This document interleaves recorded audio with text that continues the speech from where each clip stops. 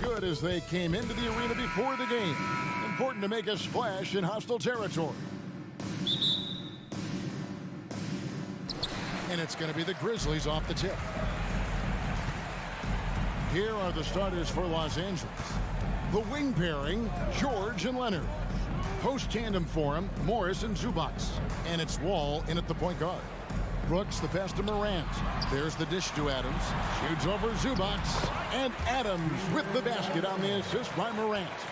Adams has got his team on the board to start the game for Memphis. In terms of entertainment factor, can any current player top Ja Morant? I mean, we've seen Ja with some vicious in-game throwdown. For him, it's harder to miss that shot than it is to make that shot. I think he was anticipating a bit of a bump there. Morant passes to Adams. Out to Morant. The second effort.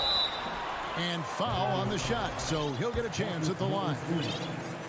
Well, Steven Adams still working on becoming a better and more consistent free throw shooter, so another opportunity upcoming. Hey, Craig, talking about the great Ja Morant, this guy is just flat out fun to watch. Well, Ja's been known to go off for 50 on any given night, but he also looks for others, dropping some nasty dimes. Morant has an insane combination of athleticism and skill. This guy can do anything. Now Adams. Paul George missing from long range. 6 on the shot clock. Back to Jackson. And the dunk by Jackson. And the flush from Jackson Jr. Great wingspan, and at 6'11", he's got a little nasty in it. Wall against Morant. And Wall. Here we go now. Love seeing a point guard who can explode to the rim like that. Oh, great attitude and even a better finish. Well, just seeking out weaknesses in the defense and then exploiting it. And how about that display of athleticism by Morant, flying up in the air for the jam. Oh, Leonard in position. And Kawhi Leonard with the slam. And guys, he's not an easy man to stop when he's got the rim in his sights. Never has been, never will be. He is a determined finisher. And Morant throws it down. Watching Morant drive is like watching lightning move across the sky. If you blink, you might miss it. Now here's Leonard. And the Clippers getting another bucket right there. And I like to see this. They're calling his number early, and he's delivering. Well, he's going to just keep going now. That's early confidence for him. And then Morant slams it in. Yeah, that's fire right there. Morant practicing for the dunk contest. I see you, young fella. Brent, looking back, the Clippers have really put things together over the last decade. They have injuries have been a factor the past couple of seasons, so they haven't competed at the level certainly that their owner wants to. But trying to keep this core group of guys together, and, if they do that and they get health, there's a lot of talent there and a lot of guys who've done it on the biggest of stages. Back to Brooks. On the wing, Bain. Defended by George. Jackson banked in off the glass. Jackson's got his second bucket. And that is quickly becoming Jackson's domain. He's such a strong finisher in the paint. Wall passes to George. That's good. And so Wall with the assist. Just setting the tone with an aggressive move to the rag. And where's the help defensively? Yeah, APB sent out to try to find out where the defense is. Inexcusable. How about the authority from Morant? The way he was running, you knew he was aiming to shatter the rim. Now here's Wall. 56 seconds left to play in the first quarter. Oh, and he misses the dunk. Bain kicks to Brooks. Out to Morant. On the wing, Jackson. Back to Morant. From outside the arc. Here's Brooks. And misses it off the right side of the rim. Clippers trail by 7. Puts the move on. It's hauled in by Adams. Adams has got his 6th rebound on the night. And Morant's got the ball here for the Grizzlies. We've got 13 seconds left in the first. Outside Jackson. Pass to Adams. And the rejection by Leonard. That's why they call him the Claw. Kawhi getting in there with those massive mitts. And so it's Memphis, bringing the quarter to a... Please give a big round of applause for your Grizzlies. Good day. And for those of you just tuning in, the second quarter of action is where we're at right now. Let's quickly check out the scoring breakdown here for Memphis. A lot of high motor play from them in this one, allowing them to kind of charge through the defense and find good looks. Now, getting to the inside is really important, but it's how close you can get to the basket. It feels like these guys are all around the rim in their attack tonight. At the forward spots, it's Brooks and Jackson Jr. And at the guard spots, Morant and Bain. And it's Adams in at the 5. That's the group for Memphis to kick off the second quarter. Well, in spite of the critics and the injuries, Paul George continues to produce one of the league's truly elite players. They get a hand on it, and that one goes out of bounds. It's touched by Zubac. Now, that's two teammates who need to reintroduce themselves to one another, not on the same page. And the Grizzlies leading by 7. And you mentioned the injuries for Paul George. Let's see, GA, the broken leg, shoulder surgeries, last season a torn elbow ligament. And I'm sure there are a few others, Kevin, but give him credit. To battle through and maintain his greatness tells you something about his competitive will. Adams' shot is off. That's not going to make you a favorite target of your teammates. They'll think twice about feeding you if you're going to keep missing layups. Here's Leonard. And Desmond Bain pulls it down. To the inside. And out of bounds as Los Angeles gains possession. Now, I'm all for the crowd interacting with the players, but not so much the players interacting with the crowd. That one, errant pass. Just about a minute and a half has gone by here in the second. Outside, George. Ripped away. Here's Morant. It's hauled in by Los Angeles. Drives to the hoop. And the dunk by Zubac. And how about the read from John Wall? He knows the angles, sees the opportunity, and makes the right feed. Now, here's Bain. Still looking for his first bucket in this one. Here's Morant. Here's Jackson, and the rejection by Leonard. And a deep 3 from George. The rebound by Steven Adams. Adams has got his 7th rebound of the game with that last one. Brooks kicks to Morant. Outside, Bain. And here's Morant. He's got 8. And giving up some inches inside, but makes up for it with an aggressive stop. Yeah, the big man not going to slow him down from getting that deuce. Now here's Wall. They trail by 7. George, that's a 2-pointer. It's rebounded by Memphis. Adams has got 8 rebounds in this game. Well, great with this Memphis Grizzlies team. You like how young and how hungry they are. It's very appealing. And these players have bought into the system. This is a selfless group that knows each other's strengths, and it's why they've seen so much success here of late. Paul George taking it all the way up for the dunk. Down low, here's Bain. Goes back up. Adams' shot is good. Adams has got the lead up to 9 now for the Grizzlies. And they've repeatedly probed inside in the first half, guys, and it's paid off. To the middle, here's George, and it's George finishing it off. And way to finish and cut into that lead a little bit. Yeah, but look at the basket, guys, still shaking. 1:16 left to play here in the half. Oh. Hard trying to contain Morant. When he makes up his mind he's going to score, he goes full force. Outside, George.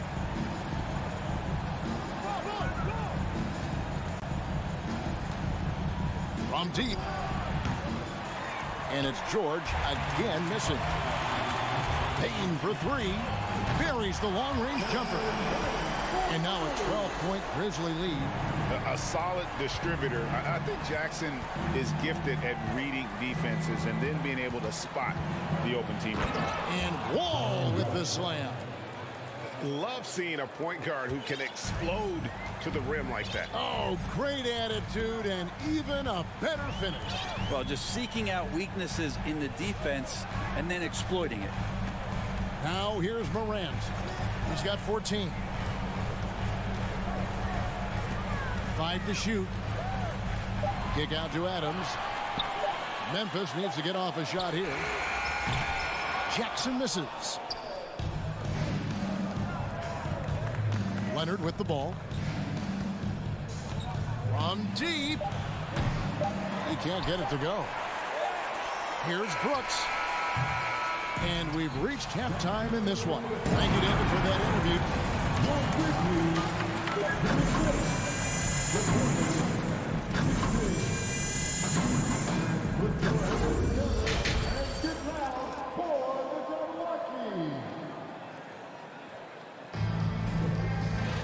And we hope you've enjoyed the broadcast so far. We're halfway through the game.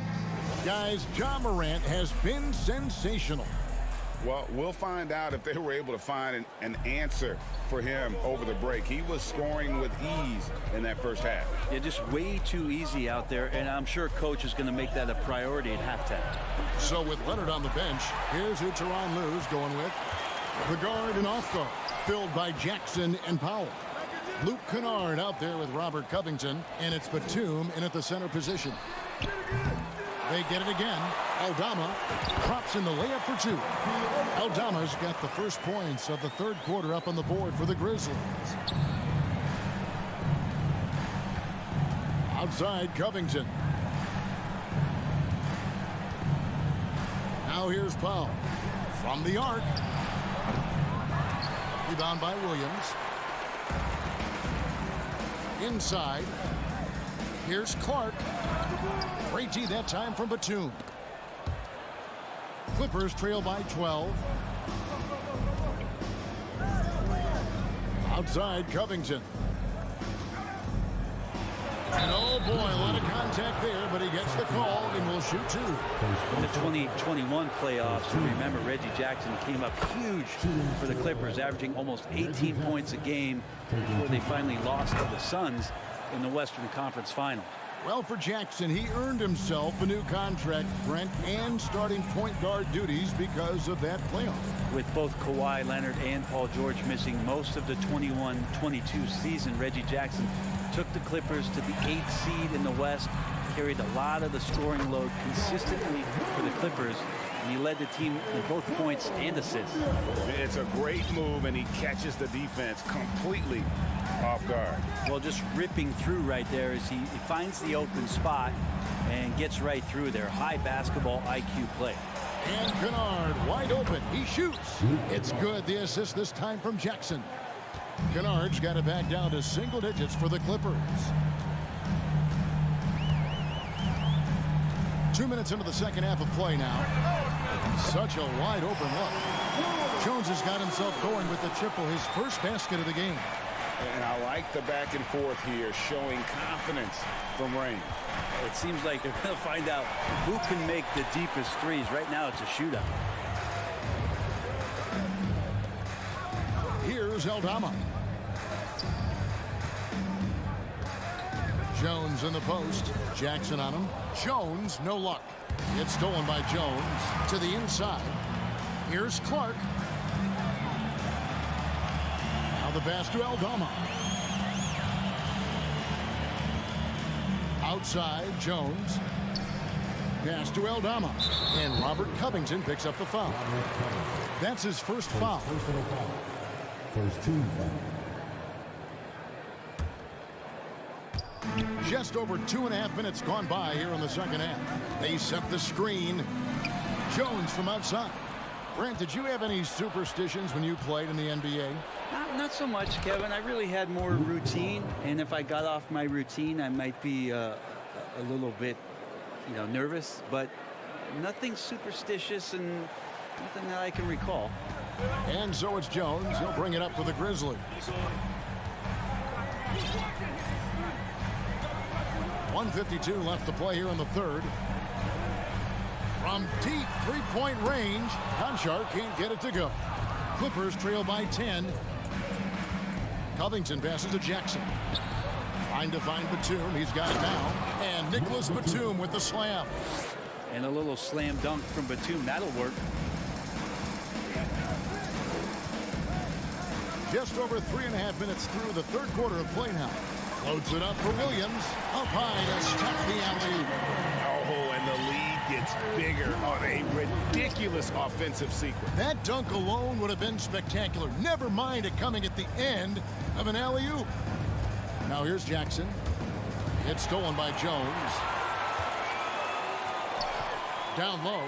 And it's Clark slamming it down. Quick off the floor and powerful. Clark loves to attack that rim. Jackson kicks to Covington.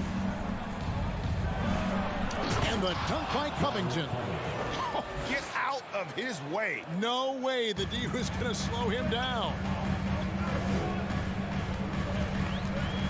Now Jones. Here's Conchar. And there's the slam dunk to finish it off. And he can time his passes so perfectly. Wow, what an assist. Jones against Jackson. Dishes it to Powell.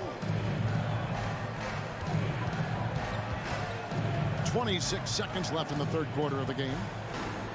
Ball stolen. Williams passes to Jones. Bucket is good. Jones has got the lead up to 14 now for the Grizzlies. Those interior passes can be dangerous sometimes, but if the timing is good and you execute it there, you can get easy hoops. Here's Kennard. Some solid defense from Clark. Well, the D's so tight on him, it makes him alter his shot. And an easy chance turns into a tough one because the defense is swarming. And now let's go back to a play from earlier as we show you our State Farm assist of the game. Yeah, an easy choice tonight. Look at the precision on this pass. Put it on a platter for him. Well, there's a way to break down the defense with the handle, but you can do it with the pass. Prime example of that right there. And there have been two very different performances from these teams today as we get going in quarter number 4. The wingmen are Bain and Brooks. Adams is the pivot for him with Jackson Jr. at the 4. And it's Morant in at the point guard position. That's the lineup out there for the Grizzlies. Plenty of daylight on that shot. Think about the rookie year that PG had where he shot under 30% from the three-point line, but all that tireless work in the offseason and now such a vital part of his game. And here's Morant after Paul George getting his 3 to go. Morant on the follow. And the Grizzlies lead by 13. Great at using his body and finding his feet in positions on the boards where he can get up, get to it, get an extra possession. And Wall kicks to George. From deep. It's rebounded by Memphis. From deep three-point range. Dives for it. And it's out of bounds. The Grizzlies able to retain possession here.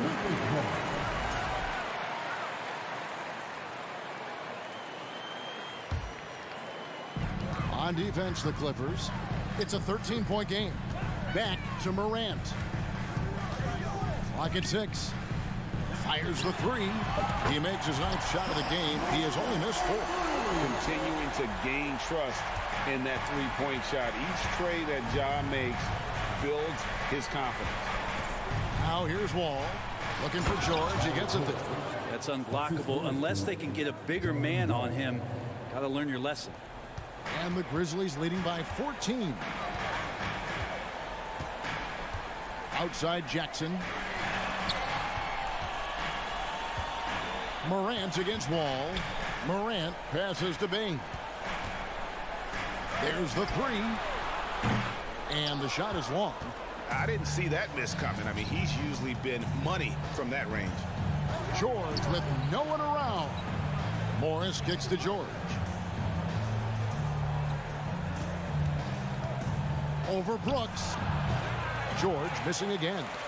D giving him that shot, and that's probably not a good idea, but I guess they knew what they were doing that time. And here's Morant. Launches a three. Stolen by Zubats. And now the Clippers on the break. Here's Wall. And 2 free throws coming up. Unable to get that one to go with all the contact. That's on Jaren Jackson. And there's a lot of nuance to Wall's game. People talk about his speed and things like that, but his instinct and skill are equally as important, if not more so.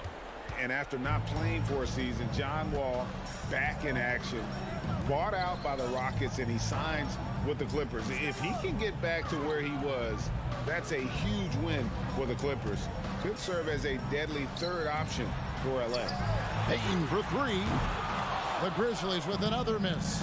Well, he's got a great stroke. That one almost dropped. George dishes to Leonard.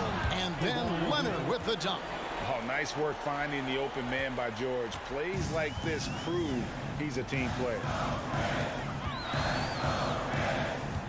Up top, Bain. Back to Morant. Brooks the pass to Morant. Outside for Jackson. Takes the three. No good on that one. So the Clippers will take it the other way. Passes it to Zubats. Outside Leonard. Misses the three. And so Morant will bring it up for Memphis. At one point, they led by 16. 107 left here in the fourth quarter. To the paint, here's Brooks. Memphis moving it around. Shot clock at 2. Here's Adams, and they force the shot clock violation. Great D.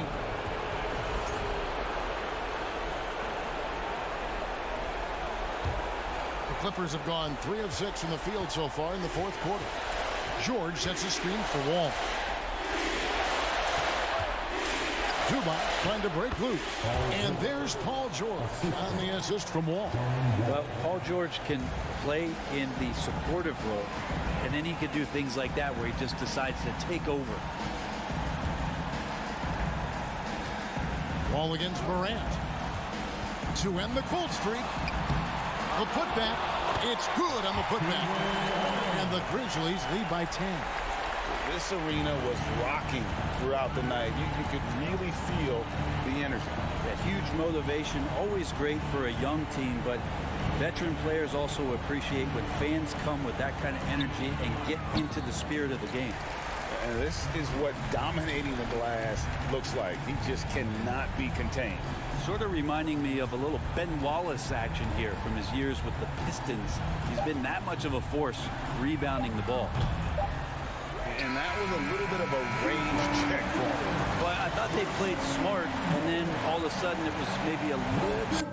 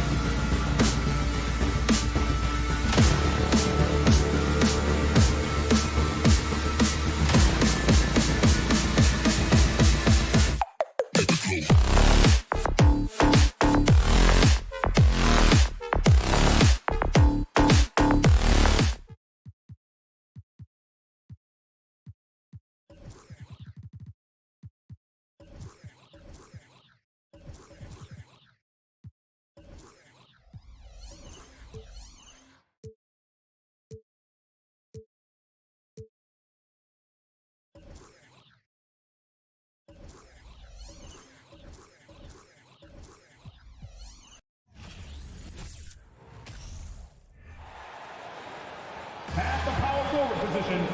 And as is the case most nights, we've got a lot of talent in the backcourt for both of these squads, Clark. Yeah, there's so many outstanding shot makers and playmakers in the backcourts across the league. I do believe it is clearly a guards league these days. All of these guys can light it up and will light you up. So clearly a shooters league is what you see most of now.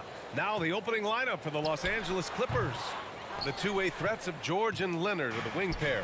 Morris and Zubac play together in the front court. And it's Wall in at the point guard position. And he was fouled while in the act of shooting, so he'll take 2 free throws. And for Paul George, playing close to home on a title contending team, it's a tremendous opportunity, Greg. And back with the Pacers, he twice made the Eastern Conference Finals. But without a doubt, this is the most talented team he's ever been a part of. Russell against Wall. Pass to Prince. It's stolen by Leonard. Oh, deflected. Here's Prince. Leonard defending. Gobert inside. Zubac there. And Edwards slams it in. Watch out now. Look out below. Edwards rising to the rafters. Wall against Russell. Here's George. Count it. 1 for 1 to start the game. Sometimes it's simple. Put the ball in the hands of your scorers and let them do what they do best. Russell to pass to Edwards. Back to Russell. Pass to Towns. And here's Edwards. George defending. And Edwards the bucket on the assist from Towns.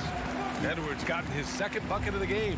Well, the defense trying to throw Edwards off with some contact, but he smartly stays focused on his shot. Leonard outside. And the dunk by Leonard. There you go. He's a monster at the rim. So athletic. Obviously, he plays on the attack. No question about it. He's very comfortable in the air. Dunks like that, no problem for him. So it's Minnesota now, following the score by the Clippers. It's Edwards with a drive. It's rebounded by Zubac. That is a rarity. When he takes flight, he usually hammers it home. And the big finish by Wall. So much fun to watch John Wall get tricky with the rock and create for himself. That is special work right there. To the inside, Edwards uses the glass to finish the layup. Edwards got 6. Starting to find his rhythm. He's cooking, and he knows it. And you know what? They're going to keep using. I mean, he'll be the centerpiece of their offense today. You can bank on that. Wall, no good. The Timberwolves trail. Something you can't put a price tag on. The Minnesota Timberwolves gained last season. Playoff experience. Young guys getting accustomed to the crucible of postseason play. Extremely valuable. Now here's Gobert. Clock at 6. And Gobert with the stuff. Yeah, you look at Russell, and one of the things I like most about his game is this guy has great vision and passing ability. Outside Wall. And there's the foul. It's on Rudy Gobert. That's his first foul of the game. So, Clark, would you say playoff experience also raises your regular season play? I don't think there's any question about it, B.A. I never had a chance in my short career to play in the playoffs, but I covered a bunch of them as a broadcaster. There's a different electricity. There's a different intensity. There's a different feel in the locker room. You learn not to back down. You learn to work through adversity, and you learn to play under pressure. It's never easy from that distance, but we see him drill those and shoot around all the time. Well, that looked to me, guys, like a heat check, and it was maybe a step out of his range. Now here's George. Gets an open look and hits it. He's got 5. George is really one of the most amazing players in the league, an all-NBA caliber player, and he's worked tirelessly on his shooting form, and now it's close to perfect. George with it, guarded by Edwards. Pass to Leonard.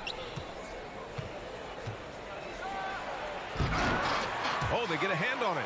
You rarely see him missing dunks, but the defender was right in his face on that one, and it threw him off just enough. Edwards. Gobert finds Russell. 27 seconds left to play in the first.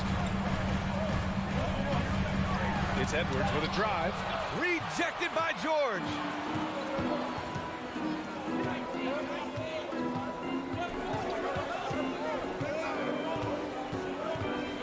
Pass to Morris. Morris sets a screen. Lets the three fly. The shot won't fall. And still a close game as the first quarter comes to a close. Clippers.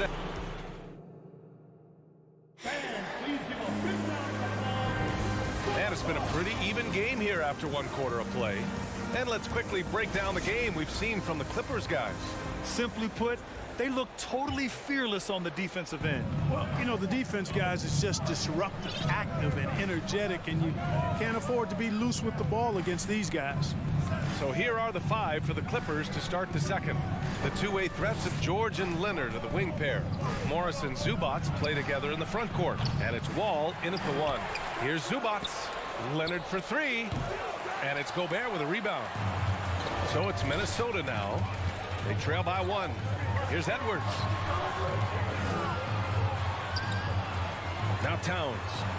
Looking for his first basket, still in this one. Well, you ask any team executive, they're all looking for the next Giannis. The problem is there aren't many like Giannis. That is so true, B.A. Good luck with that, team executives. But reality, look, with the way the NBA game has evolved, positionless basketball is what it's all about. You combine that with size, skill, and talent, that's a dangerous combination, and that's what every team needs. Ball for three. George with it. Prince is there. Leonard outside. Driving to the basket. That one doesn't drop. Now Minnesota takes it the other way. Pass to Russell. Second quarter, and we're just over a minute in. Here's Gobert. Oh, and there's the whistle on the shot. So 2 free throws for him coming up. A defensive stalwart. Gobert knows this team expects him to be their anchor as well as rebound the rock. And he sinks the second. The 2021-22 season felt like a lost one for the Clippers.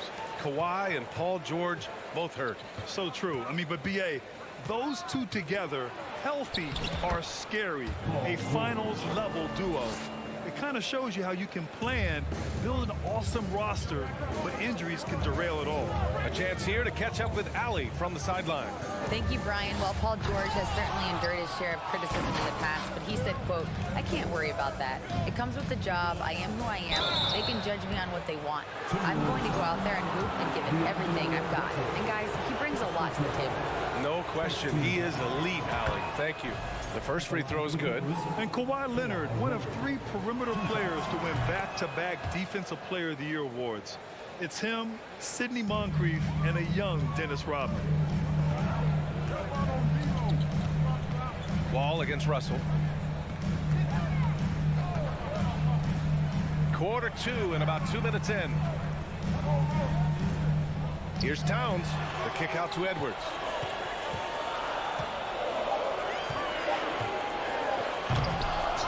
It's rebounded by George. And for his career, Kawhi Leonard has more steals than fouls, Greg. You know, B.A., he and Jimmy Butler, I believe, the only 2 players to achieve that after a decade in the league. A pretty remarkable achievement. Now here's Zubac.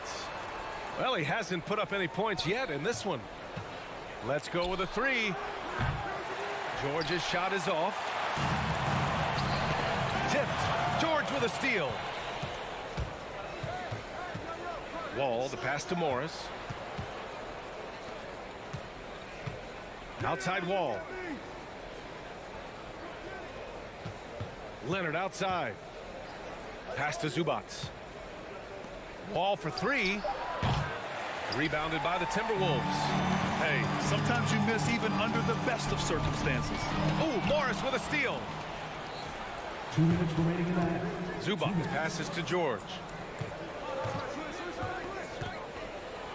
And Gobert with a block. And just a top-tier shot blocker in the league. Gobert's massive wingspan is a huge reason why he wipes away all those shots. And we have to take another look at that block. Oh, terrific defensive intensity right there. Getting stops like that is crucial for them right now.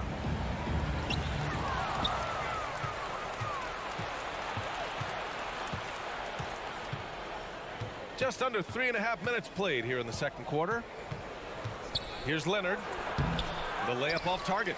Well, you know, this is what happens. You can't afford to lose concentration even for a nanosecond. And Edwards slams it in. We've got liftoff here, folks. Once Edwards sprints past the defense, it is an absolute wrap. Leonard on the wing.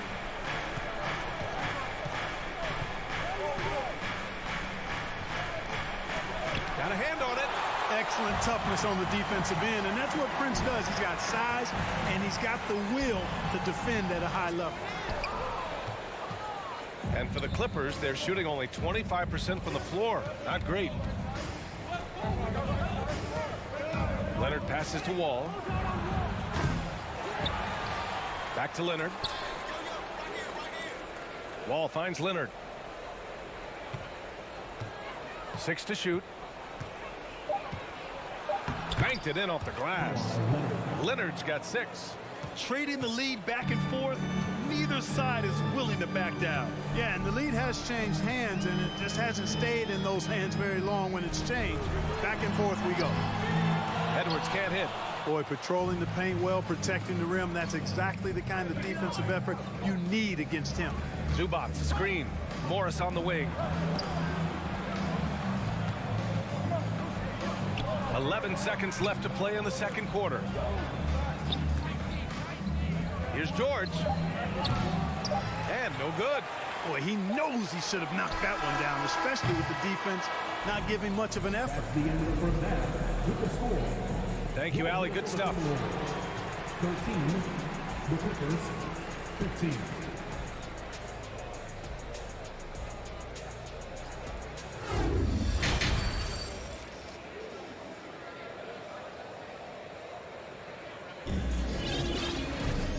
Halfway through this one. Plenty of basketball left in a game that's been a fairly even one.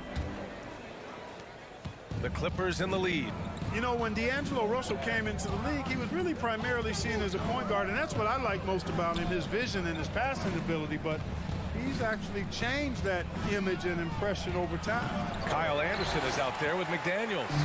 Then there's Naz Reid, then it's Jalen Noel, and it's McLaughlin in at the point. So that's the Timberwolves 5. Pass to Anderson. And Batum over to help. Here's Noel. Now Reid. Powell with a steal. And there's the call on Reggie Jackson. That's his first foul of the game. And for the Timberwolves, they're shooting only 36% so far in this game. The evolution of D'Lo has been interesting to watch, Clark.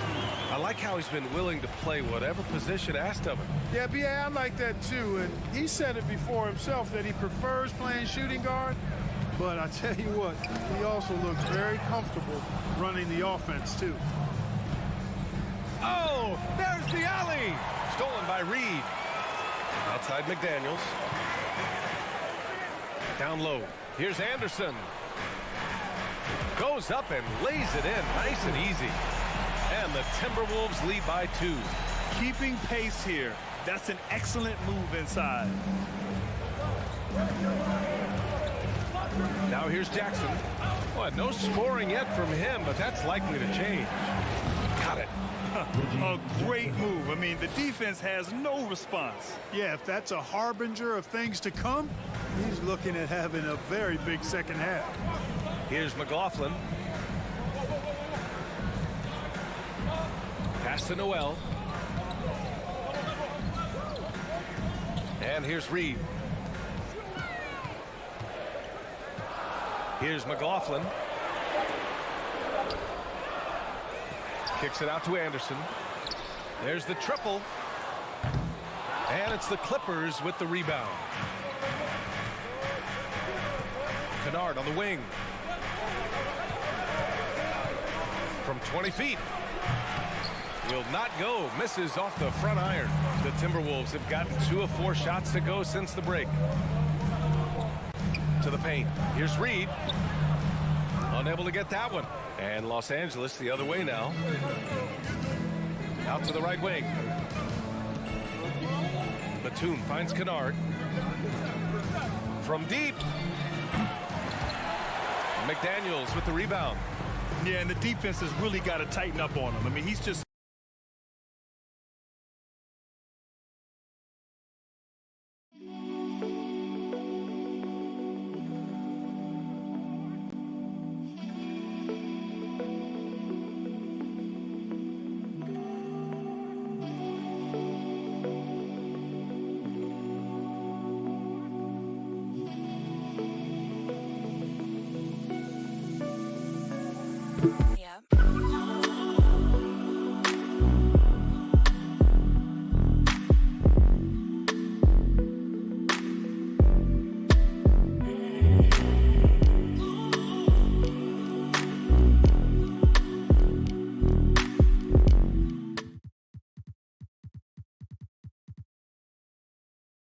too dangerous from the three-point line.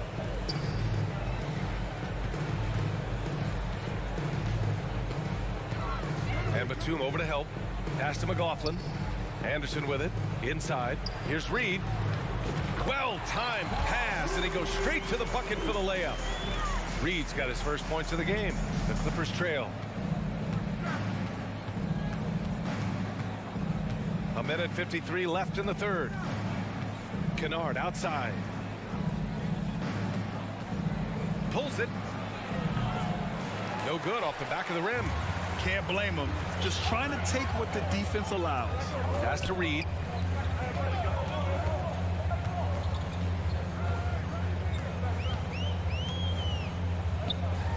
Here's McLaughlin. Outside McDaniels. The three is up. Covington grabs the board. The Clippers have gotten just 1 of 5 shots to drop since halftime. Powell's shot is off. Minnesota's gone 0 for 2 from outside here in the third. And the whistle blows. It's going to be on Naz Reid. That's his first foul of the game. And just a great job of getting there first and absorbing the contact. No question about it. No flop there. That was a direct shot to the chest. And it's a completely new group for the Clippers. Now here's Wall.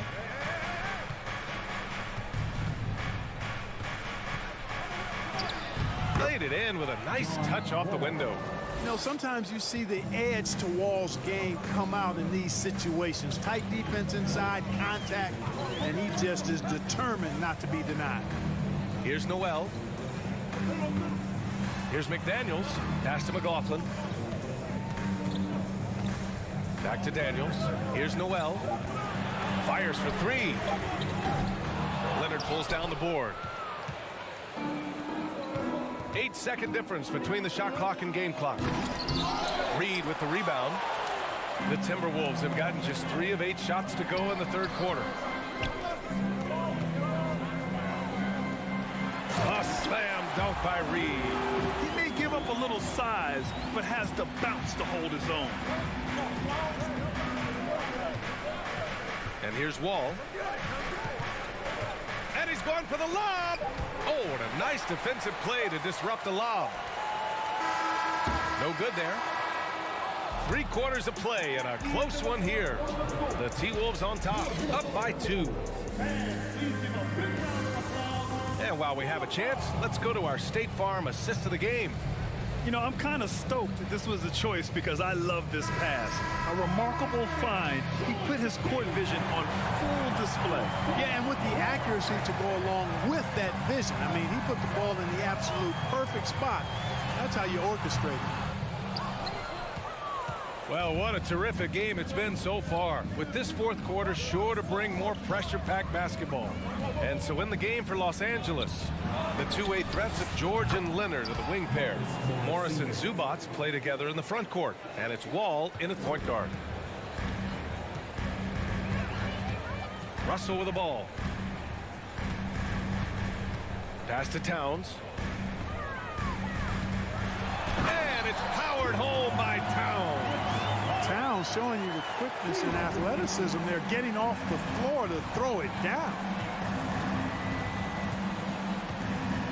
Now Wall. Now here's George. Looking to get it going. And you can count it. He'll go to the line with a chance at a three-point play. And this is just typical of him. Always making an impact at crucial moments in the game. You know, they want the ball in his hands here because they trust him to hit all the big shots. And just one of the most complete players in the game today. George's two-way game and strong leadership traits are reasons why he's a star. Leonard outside. Pass to Morris. Leonard outside. Shot clock at 6. And here's George. From 18 feet away. Ooh, a little luck that time as it drops. And now it's a 4-point Clipper lead. Cutting into this lead. They're well within striking distance. Boy, time to tighten it up on defense. A stop here would be huge. Here's Edwards. And Edwards slams it in. Boy, how about the strength of Edwards? Confident at taking on defenders and finishing. And we're about 2 minutes into the fourth now. Wall against Russell. Pass to Leonard. From 11 feet away, Minnesota with a rebound. Gobert's got 5 rebounds tonight.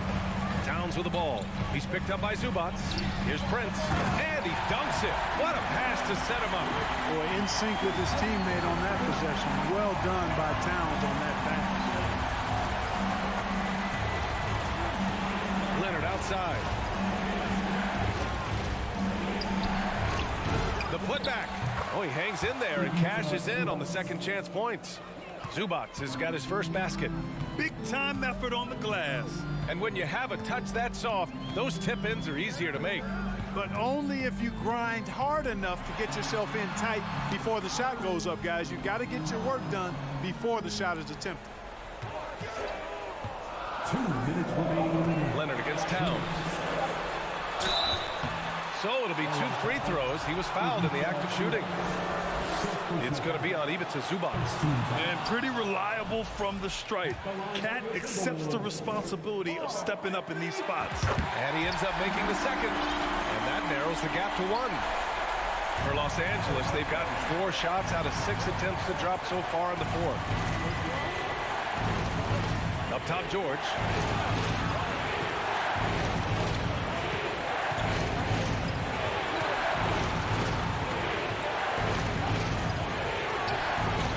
Gobert with a rebound. Gobert's got 6 rebounds here tonight. Outside Edwards. Fourth quarter of play and over 3.5 minutes have gone by now. Towns can't get it to go. He had more than enough room to hit that. Just couldn't make it happen. George outside.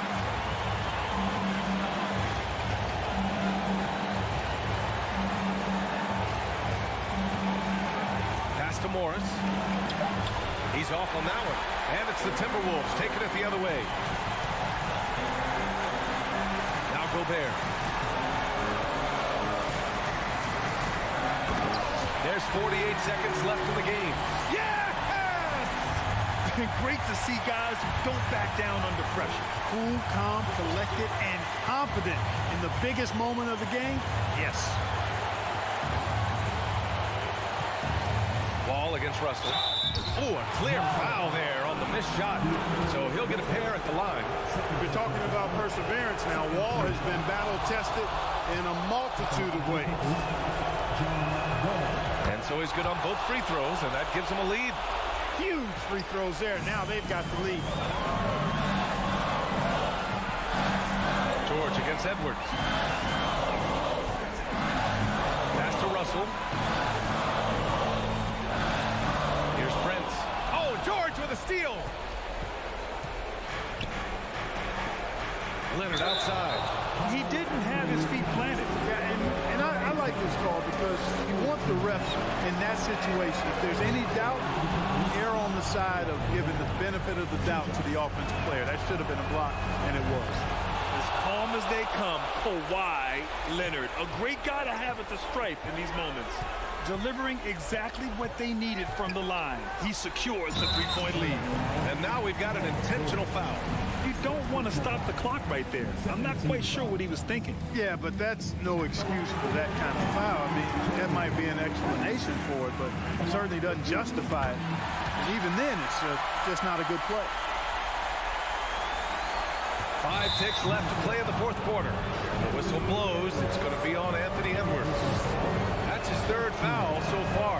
Bonus situation in effect, so we'll head to the line for 2. Yeah, this is a tough moment, even for George. But it's a chance to show us he's got ice in his veins. Time called here. The Timberwolves decide to talk it over. They're trailing by 3. 5 ticks left in the fourth. All right, guys, what's your take? They should have a play prepared for this scenario. Little time, you need a 3.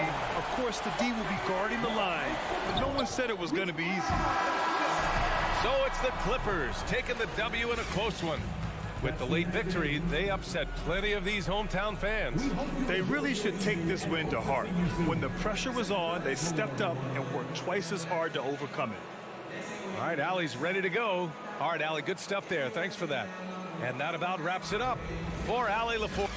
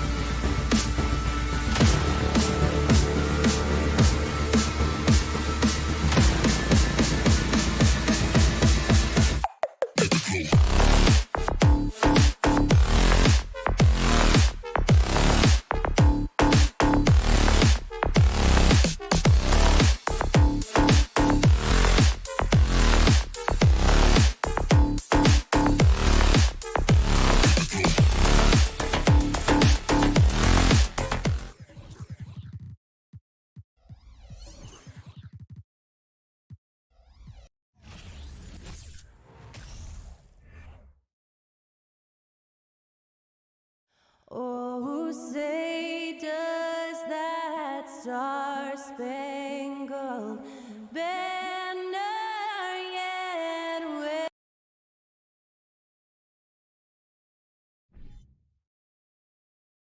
Richard, this should be an interesting game. Both teams boast a lot of depth and could try out some very creative lineups tonight.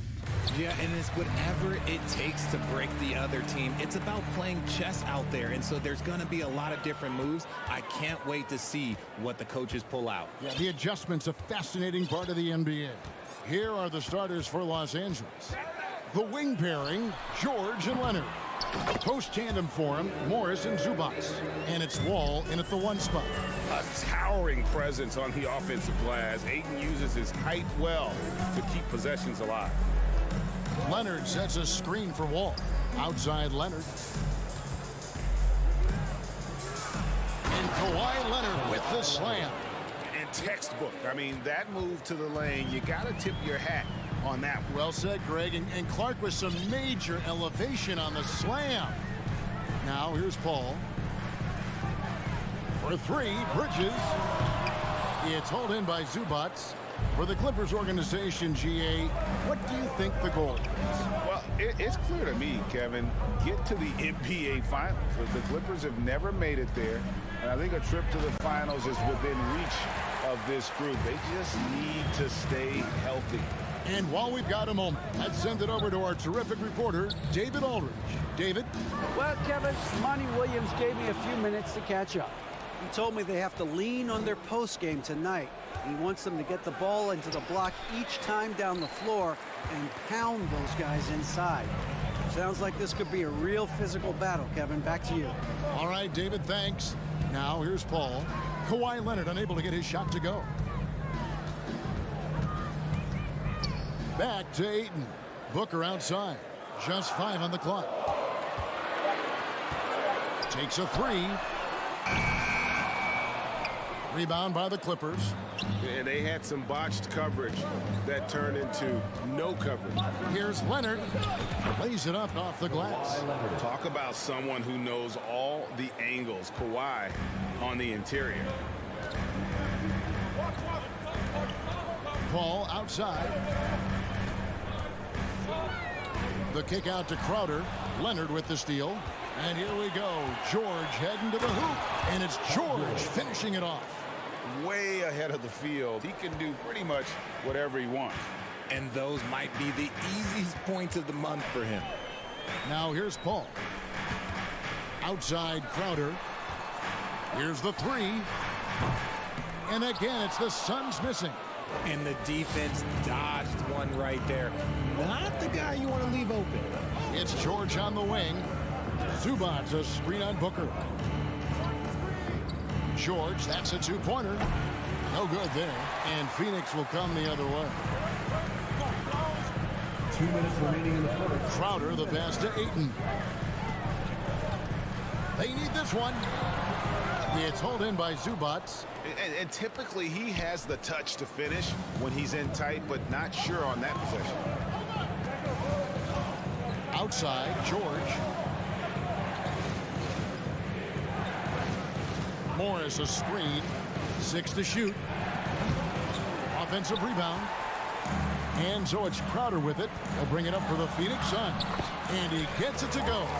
Even in the later stages of his career, Paul's handles remain incredible. He's got that thing on a string. What a move. You know, Richard, we don't talk about it much, but Chris Paul's free throw shooting has always been rock solid. Yeah, we're not going to see teams use a hack-a-ball strategy, that's for sure. He's been 90% or over multiple times in his career. Credit the defensive effort there, not giving him room to operate. George against Paul. Now, here is George. Tight defense on him. Nice fake with the layup off the mark. For 3, Booker. And it's the Clippers with the rebound. No one near Wall as he lets it go. And the Clippers miss again. Paul surveying the floor. Crowder finds Paul.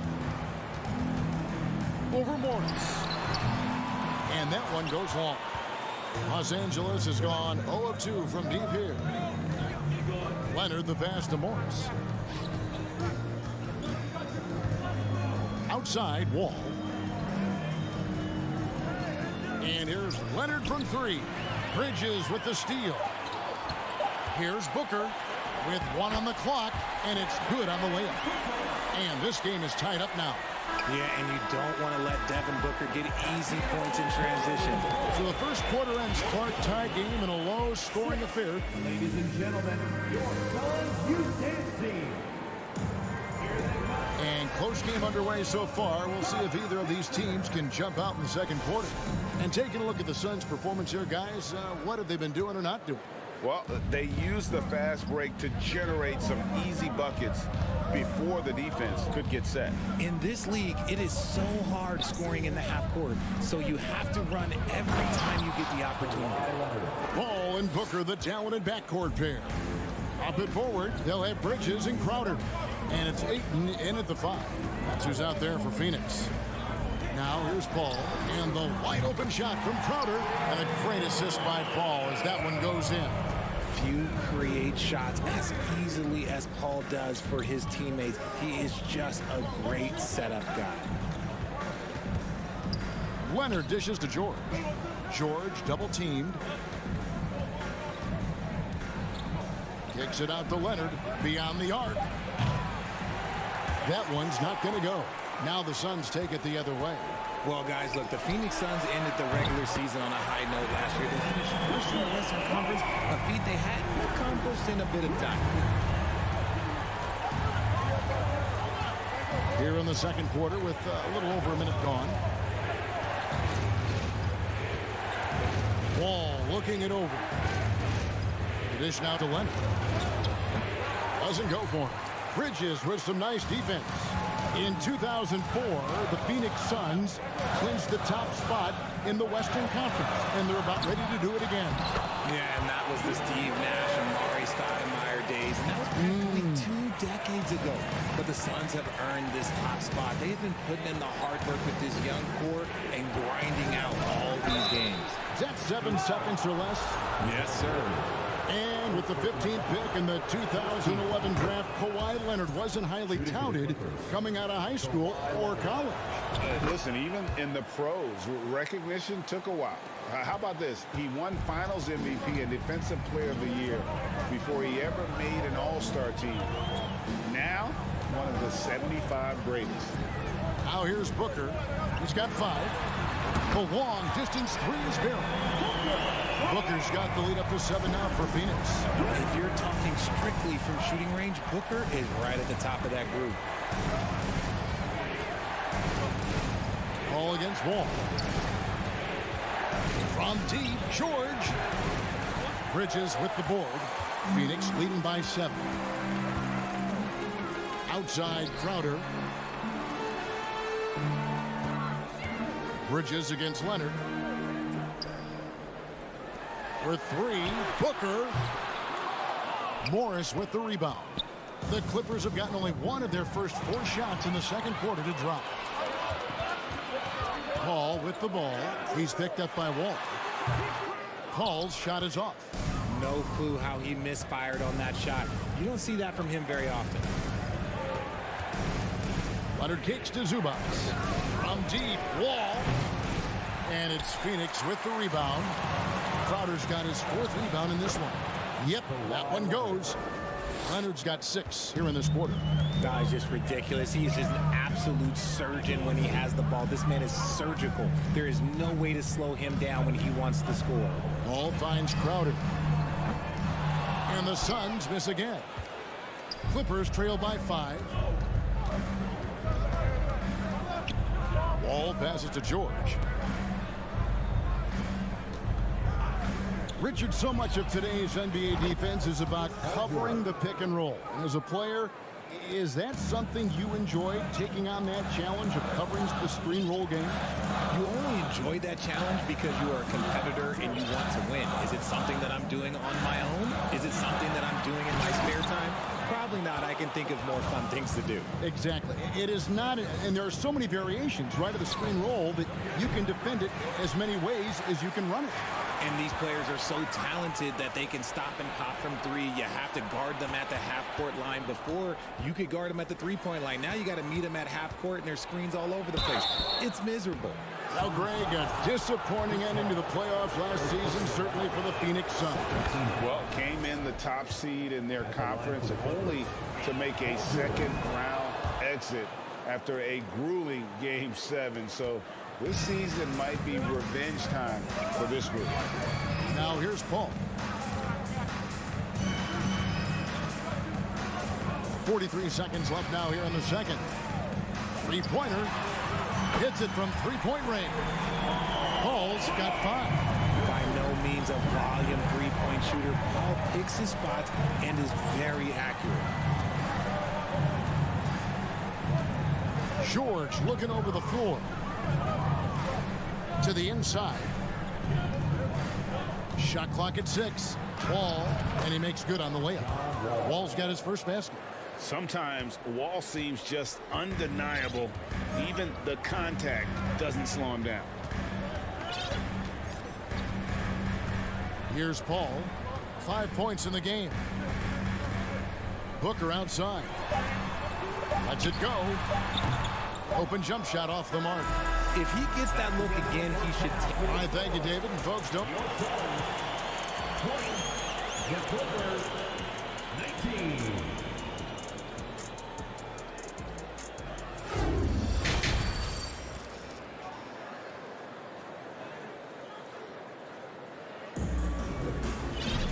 And in that first half, we saw a pretty tight battle. We'll soon find out what sort of adjustments were discussed during the half. Kawhi Leonard really has his fingerprints all over this one. No problems fighting his way to the rim in this one. A lot of points in close. And you love that mindset he has going at the rim. He hasn't settled for anything, and he's been the aggressor all game long.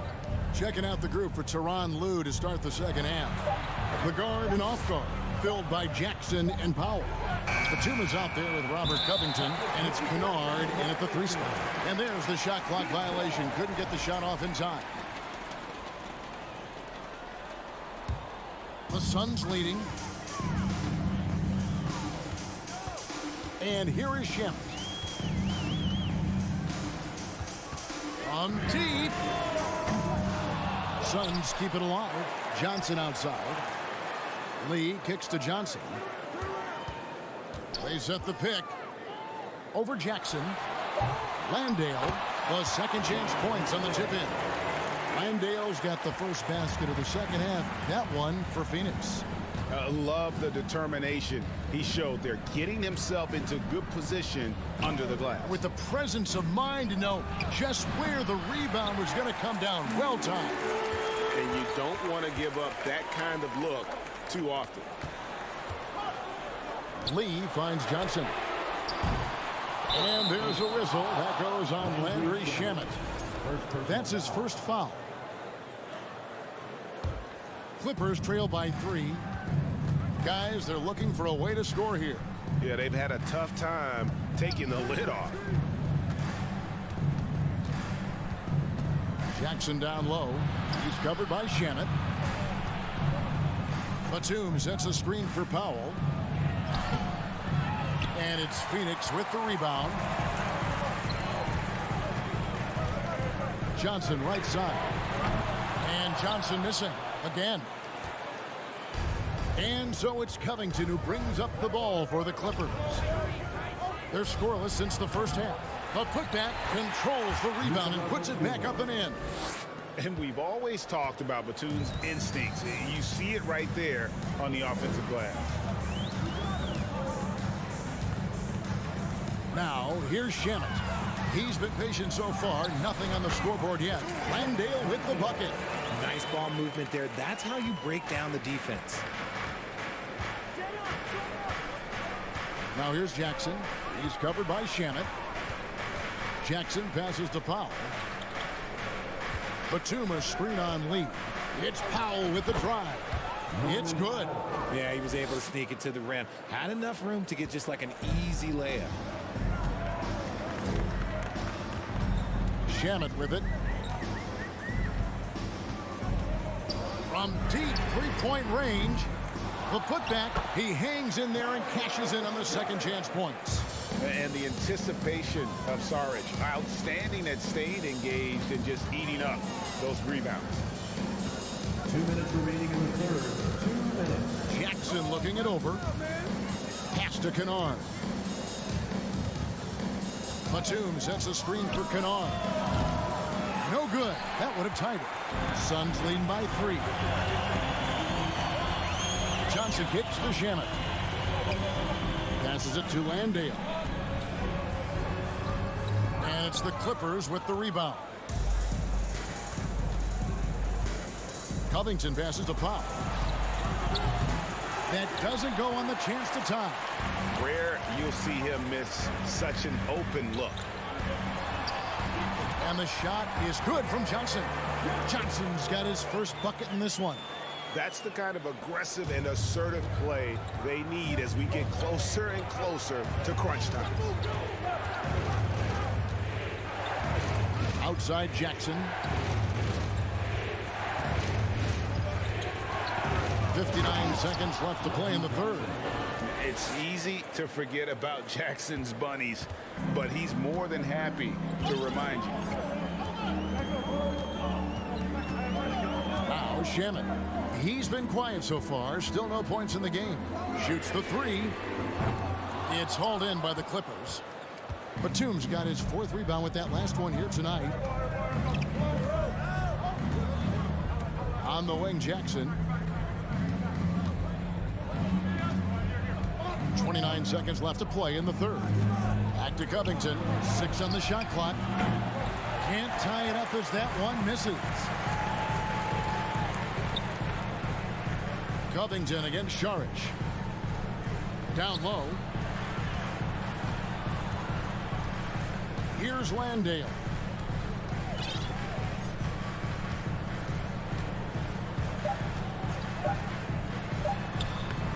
Doesn't get it to drop for him. And we just finished the third quarter, and we've got a tight ball game here. The Suns on top, leading by 3. And time for the short break, and stay right where you are, the fourth quarter. In a moment now as we take a look at our State Farm assists of the game. And the definition of teamwork right there, guys. I mean, what great communication between them, and what a beautiful feed. Serving it up on a platter, that is a beautiful dish. And 2 teammates on the same page. Woo.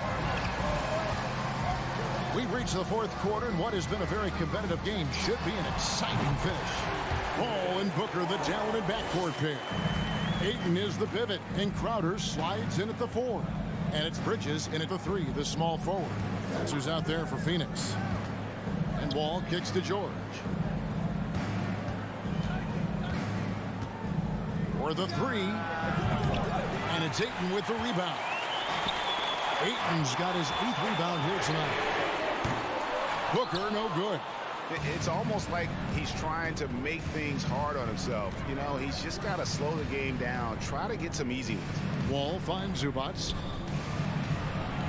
And good, coming off the assist by Wall. And you don't want to allow too many of those short ones with the game right now in the balance. Booker outside. Shoots from the corner, and right through it goes. That's 10 points for Devin Booker. This is Booker's role. He is consistent at looking for his own shot. Morris with a screen on Booker. And here's George for 3. Sinks the three-pointer. Defensively, you can't back off him that much. You don't want to give up easy threes at this stage of the game. Ball outside. Puts up a 3. It's hauled in by Zubac. Zubac has got 4 rebounds in this game. And there's the pass to George. Morris with the screen for George. To tie it up. And he gets the whistle. 2 free throws coming up. And the defense knows George can score from there, which is what forces them to kind of compromise at times defensively. And it's tied up with that one. No surprise there. He's about as automatic as it gets from the stripe. I hope I didn't jinx him.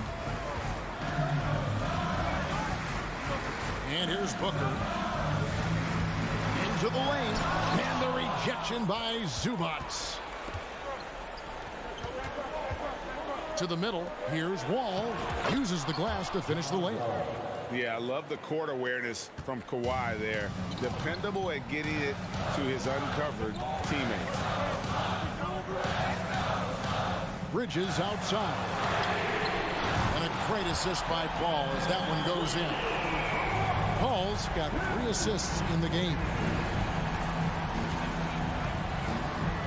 George with the screen on Paul. And Wall kicks to George. And stolen by Booker. And Phoenix pushing it up now. And the whistle blows. It's going to be on John Wall. That is his first foul of the game. First team foul.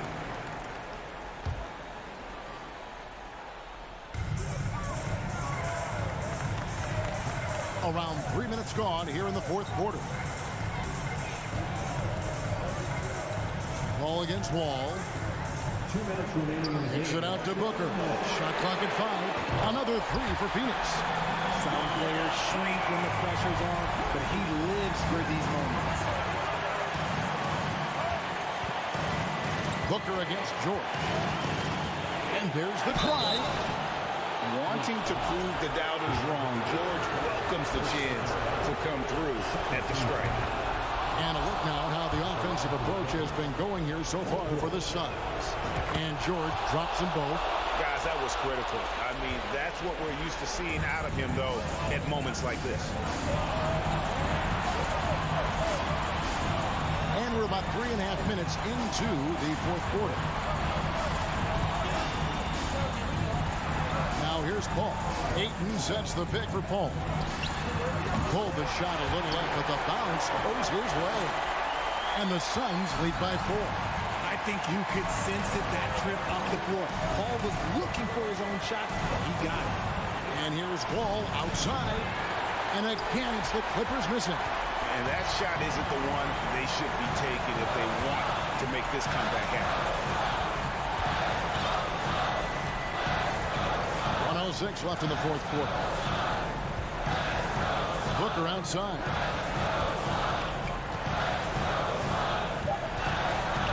Deep.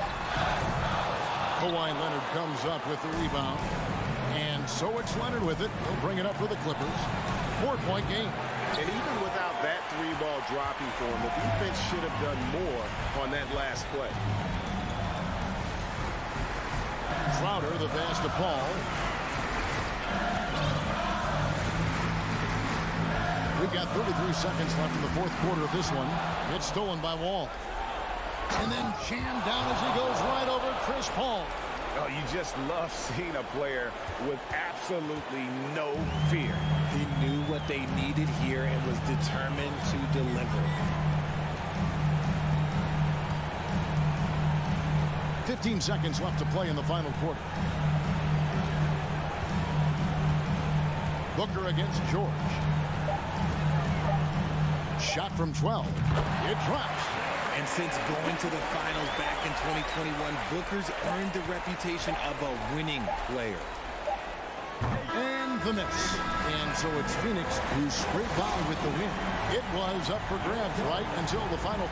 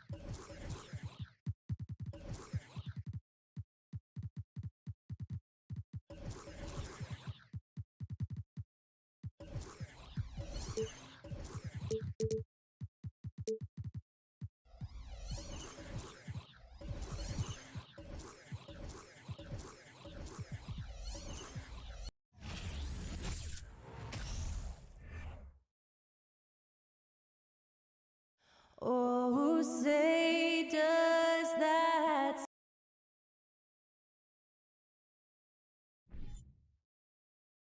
And Doris, when you're playing in the same conference, the rivalry is real. These teams in particular have bumped heads for years. Well, rivalries are built when something is at stake, and when you look at the entire history of this matchup, the peaks and valleys for each club, there's a little bit of distaste, which always makes for interesting viewing. The starters for the Memphis Grizzlies. Bain and Brooks out on the wing. Inside, it's the pair of Jackson Jr. and Adams. And it's Morant in at the point. Zubac finds Leonard. Oh, Adams with the block. Length and strength and intimidation. Steven Adams sends it back.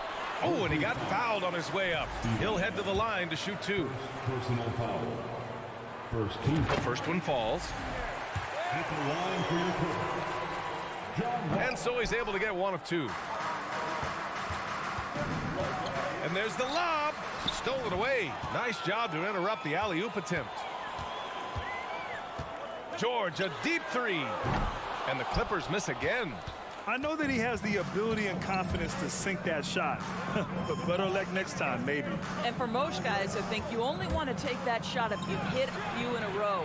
That is absolutely a heat check.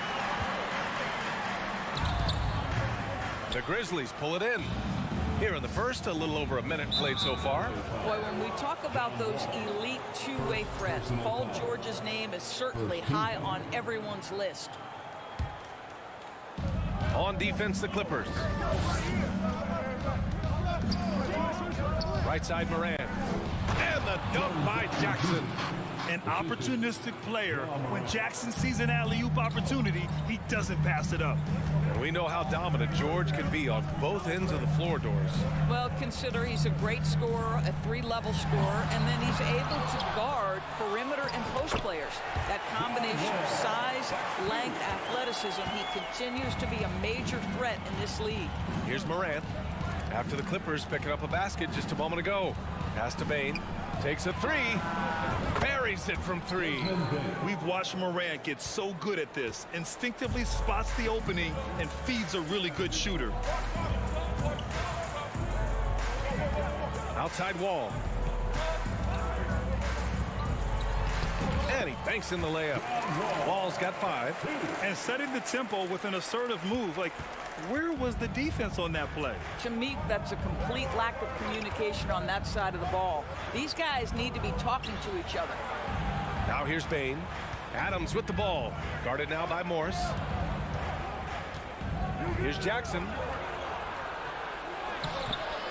Second chance effort.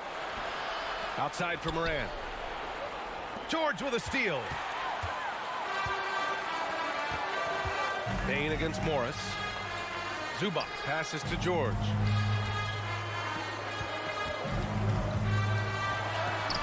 Zubac. It's good on the putback. Just great positioning to get the rebound, then get it back up. Morant against Wall. 2 minutes remaining in the first. Outside Morant. And it's Ja Morant with the foul. That's his first foul of the game. And great job to establish position and square up. Now a timeout called by Memphis.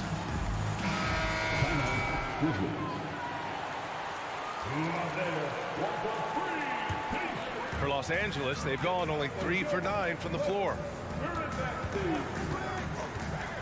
Morris on the wing.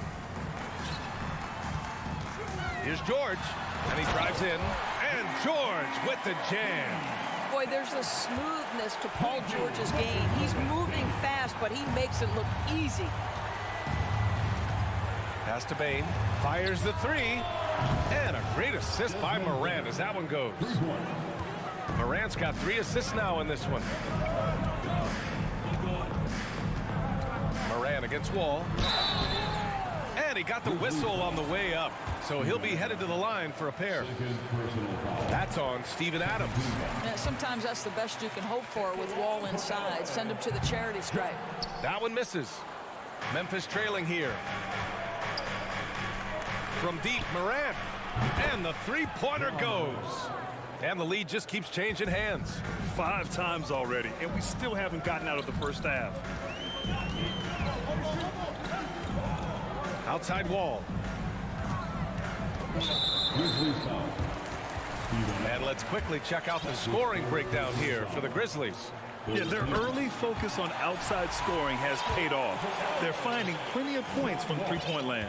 And their assist total, also impressive early, creating with the pass and playing for teammates. Boy, the missed free throw there keeping this game at even. We'll see if that comes back to haunt them. Bain, no good. Boy, he was wide open. You wonder, did he overthink it? That's a missed opportunity. George for 3. Grizzlies with the rebound. Adams has got 4 rebounds now. On the wing, Bain takes the 3. Here's Brooks. Outside for Morant. Another shot. And Adams, here we go. And the layup is up and in. Boy, Adams showing a bit of quickness on the drive. Fantastic athleticism for a guy his size. Outside Wall. And he lobs it up. Trying to go for a lob there. Excellent defense and anticipation to stop it. Morant against Wall. Outside Morant. Bain with a screen on Wall. And at the end of one, a closely contested game so far. Grizzlies.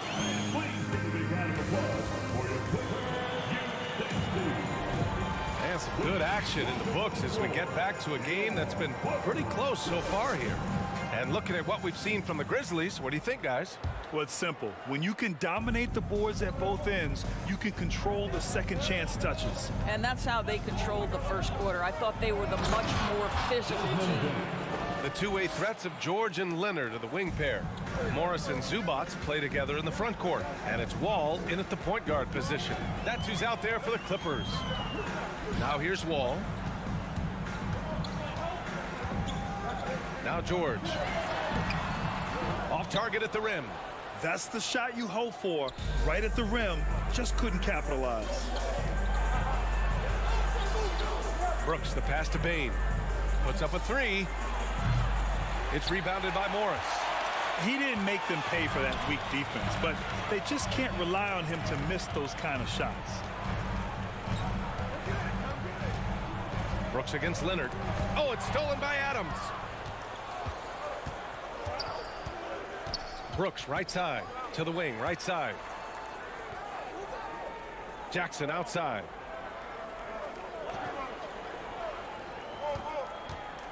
For 3.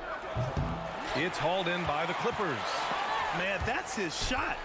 Maybe he was too wide open. Right wing. To the left wing. Outside Wall. Back to Morris. Oh, and Jackson with the defensive effort for Memphis. They've gone just 1 of 3 to begin the second quarter. The 3 from Bain. He can't get it to go. And the Clippers will come the other way. And stolen by Bain. To the inside. Adams. It's blocked.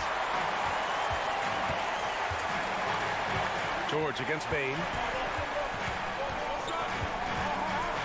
Now here's George. He's guarded closely. Pass to Zubac. Outside Wall. Clock at 6. Oh, Adams with the block. Wall, the pass to Leonard. And there's the shot clock violation. Couldn't get the shot off in time.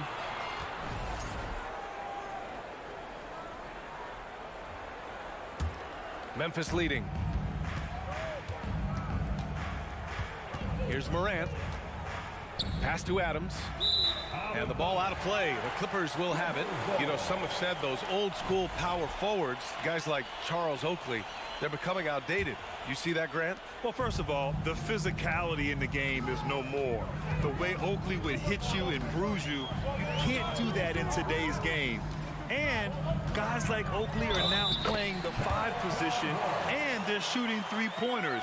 So a lot of it just is because the game has changed and evolved since the 90s when Oakley dominated. A great skill level in the game right now. No question.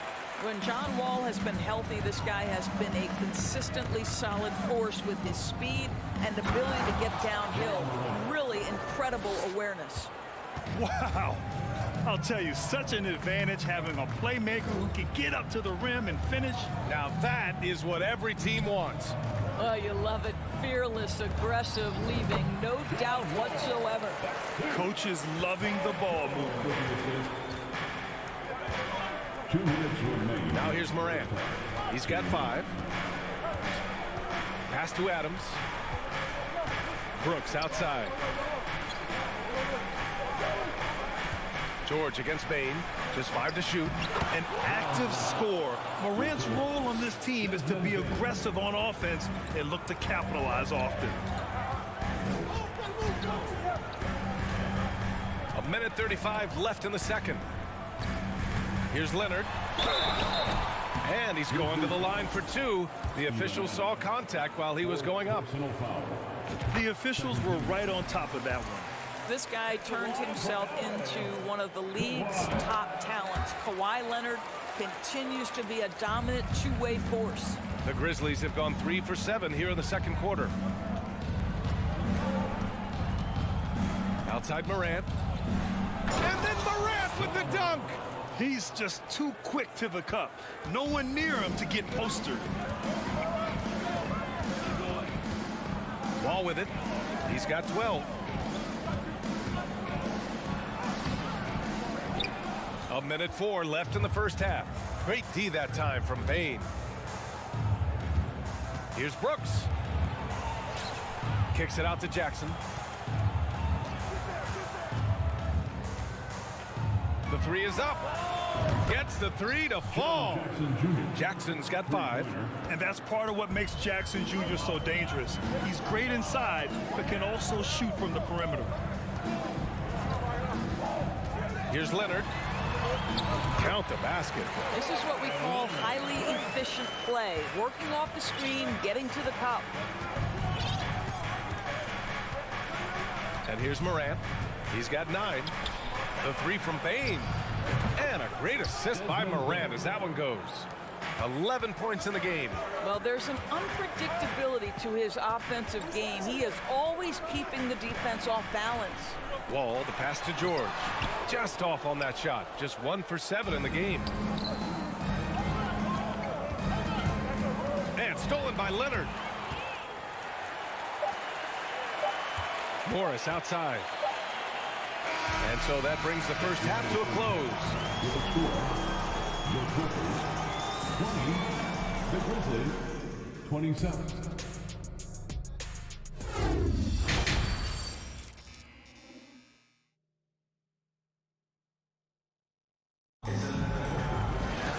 Well, for those just tuning in, thanks for being with us. Second half of this game still to play. Boy, great performance here from John Wall. The numbers say it all. He spent the first half playing efficient ball. I think they've taken their time. They've showed incredible patience. It's a sign of a well-coached ball club. Getting underway in the second half. Here's the 5 for Taylor Jenkins. Tyus Jones is out there with John Conchar. Then it's Brandon Clark. Then there's Danny Green. And it's Williams in at the 4. Now here's Jackson. Pass to Kennard. Lets the 3 fly. 6 on the shot clock. And stolen by Jones.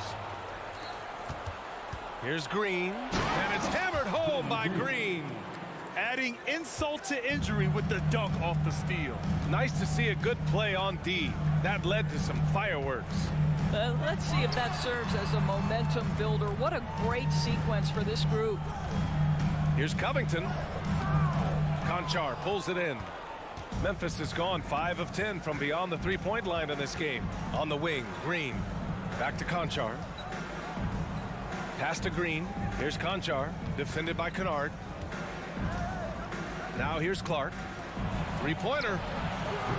Not going to go that time. They still have time to make this a game. But they really need to focus in because they let this game get away from them a little bit. Kennard on the wing. Well, he hasn't scored yet, but I'm sure that'll change. Now here's Powell. Green covering. Just 5 on the clock. And the layup is good off the glass. No need to risk a shot from range when you can take it inside. For Memphis, they've got 2 of 3 from the floor in this third quarter. Well, when you consider if you're trying to guard Norman Powell, the first thing you have to worry about that quick first step. And he uses that first step with a combination of aggression and acceleration. And boy, he can get by you in a hurry. And let's send it over to Allie LaForce. Well, guys, the NBA markets itself behind its star players, but Commissioner Adam Silver understands what makes the game tick. He said, quote, "This is a team sport. In order to truly win championships and compete at the highest level, all the players have to come together." So true, Allie. Thank you. Great open look there. Conchar's got 5 points. And you talk about Powell's athleticism. Doris, he is fearless on his drives to the bucket. I don't want to meet him at the cup, BA, because he could put you on a poster fast. And on the other end of the floor, he's got the wingspan and athleticism to make any assignment something he is capable of handling. Memphis has gone 6 for 12 from deep so far in this game. Here's Green. Outside Jones. The three. And again, it's Memphis with a three. Well, Danny Green excels at recognizing when his teammates have open looks and putting it on the money. Nicely done. Jackson for three. And the Clippers miss again. The Grizzlies on offense. They've got a 12-2 run in progress. Pass to Clark. The kick out to Williams. The three. That shot is off. And the Clippers will go the other way with it. A little under 3.5 minutes off the clock now in the third quarter. And it's Powell off the drive. How about that vertical from Norman Powell off the deck? Give him a window to drive it and finish. Yes, sir. From deep three-point range. Here's Conchar. Powell covers. And another miss by Memphis. Boy, a wide open shot from his favorite spot. That is one he'd like to have back. No good from the wing. Memphis has gone 7 of 15 from distance in this game. And so they foul intentionally. You don't want to stop the clock right there. I'm not quite sure what he was thinking. And the Clippers going with a whole new group out there. 1:02 left in the third. Conchar. No good on the quick three. Los Angeles has got nothing to fall here in the third. 0 for 4. And out of bounds. The Grizzlies will take it. A line change here for Memphis. And the Clippers call time here. Trying anything now to get them out of this slump. Just feels like the basket is looking awfully small to them right now. They're having a hard time getting anything to fall. Something you can't deny about Marcus Morris. He is a passionate player. On and off the court, this guy is highly competitive. He's a leader in the locker room. His playing style, to me, would fit with any organization. Smart and tough.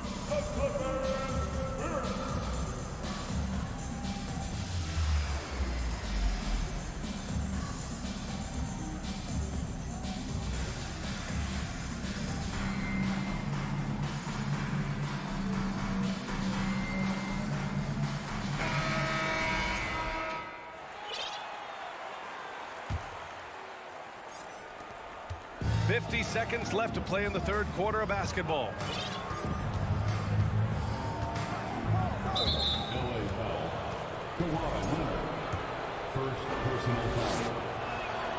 First one falls for him. Shooting for Memphis.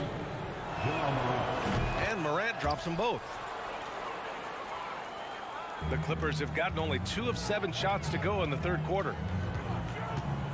Wall, the pass to George. Back to Wall. Over Bain. Morris outside. Here's Leonard. Adams grabs the miss. Adams has got his 7th rebound of the game with that last one. Second personal foul.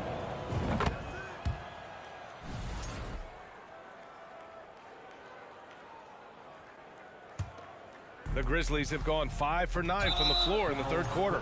And an intentional foul right there.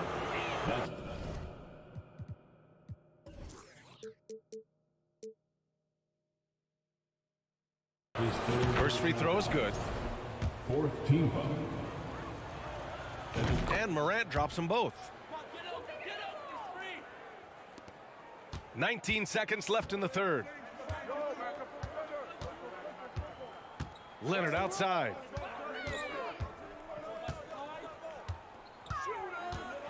And the dunk by Leonard. You can see the handle of Kawhi Leonard so much tighter than it used to be. How confident is he off the dribble? From deep. Ooh, he released it in time, but it's off the mark. And so it's the Memphis Grizzlies. And it's time now to bring you our State Farm assist of the game. You can count on him to deliver a few assists like this one each and every night. You know a thing or two about a point guard's job. Set the table for your teammates. Done there perfectly.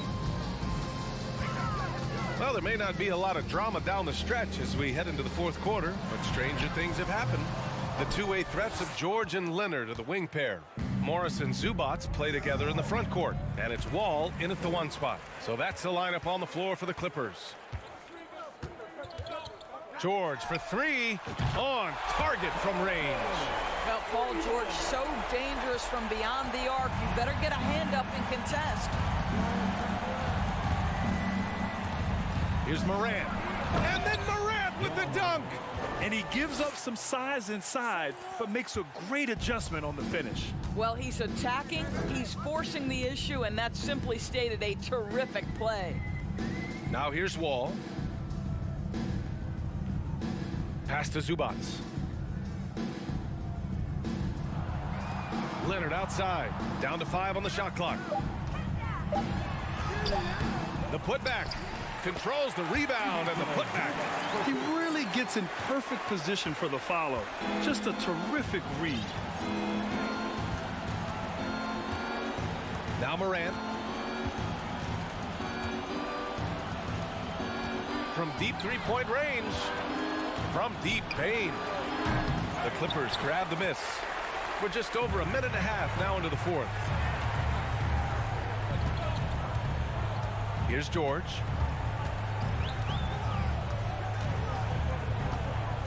Back to Morris.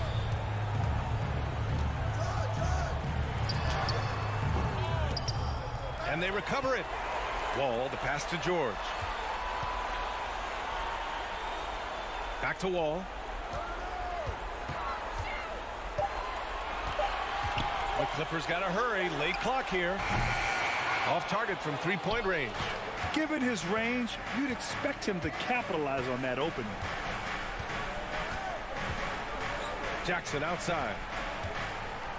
Throws it down, and the official calls a foul. It may be a 3-point play. It's going to be on Ivica Zubac. And guys, let's get your take on the scoring breakdown for the Grizzlies. Well, you love their unselfish play. Keeping that ball moving, good shot to great. That's winning basketball. And the other thing, guys, that they've been very effective at is shooting the long-range jumpers. The defense has been having trouble closing out to them in this game in particular. George with the bucket.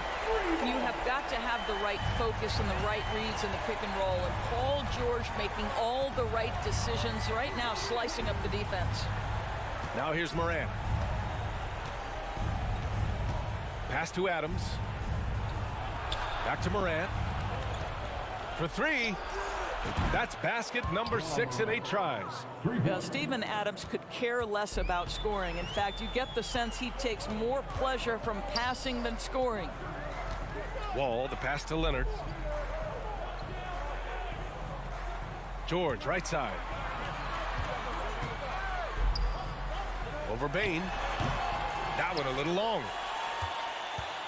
Memphis has gone 1 of 2 from deep in this quarter.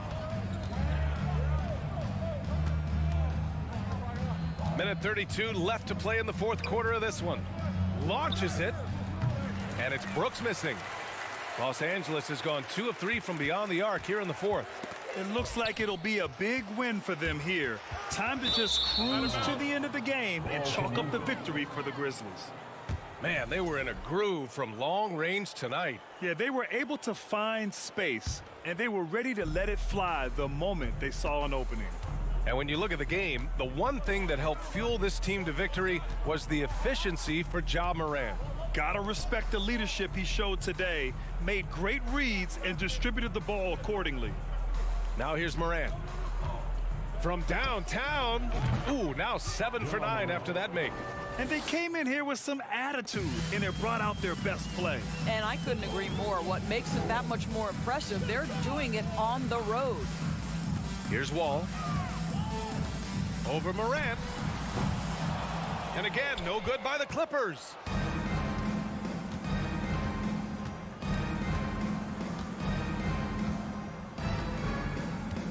.36 seconds left in the game. Brooks outside. Back to Morant. On the wing, Bane. From outside the arc. Oh, the Grizzlies get it back. Morant, the pass to Bane. Now here's Morant. Brooks outside. Beyond the arc. Offensive rebound. Morant with it. And so it...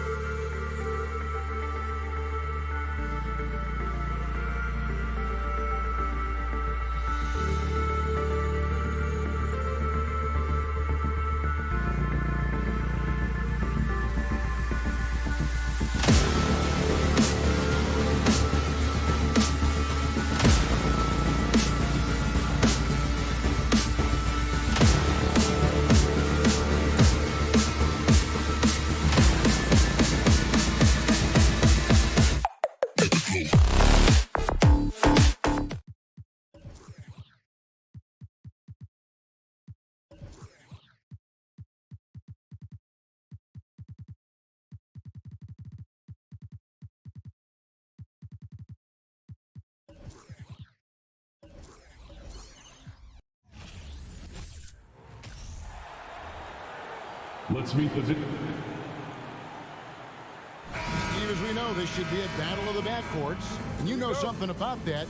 Who did you, when you played, love to face and play against?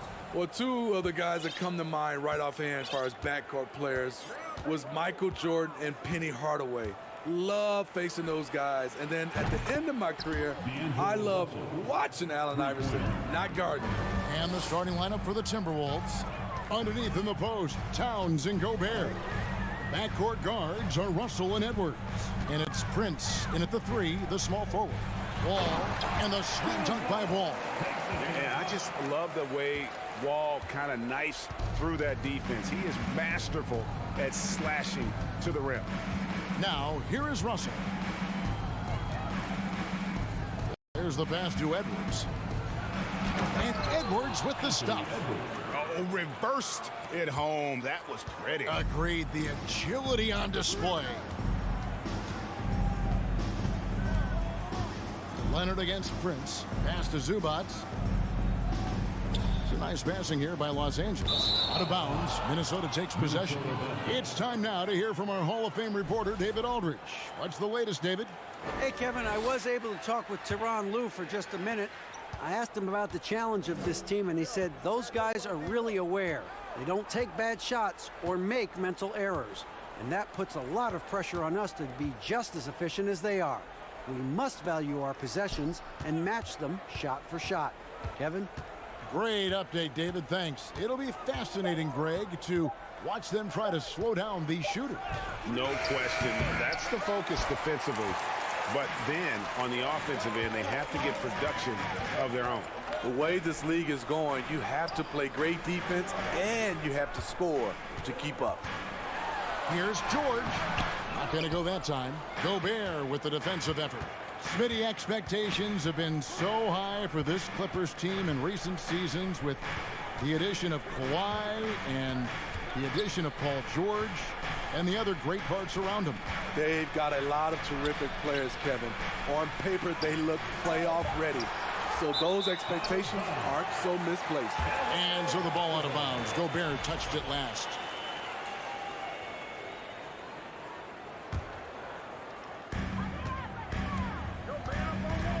Now Wall.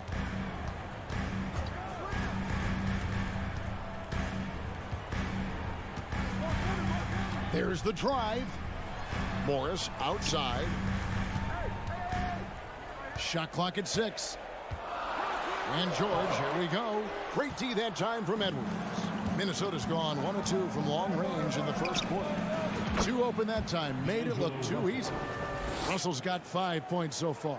And sensing the situation, Russell with the stop and pop. Nice choice. Outside, Wall.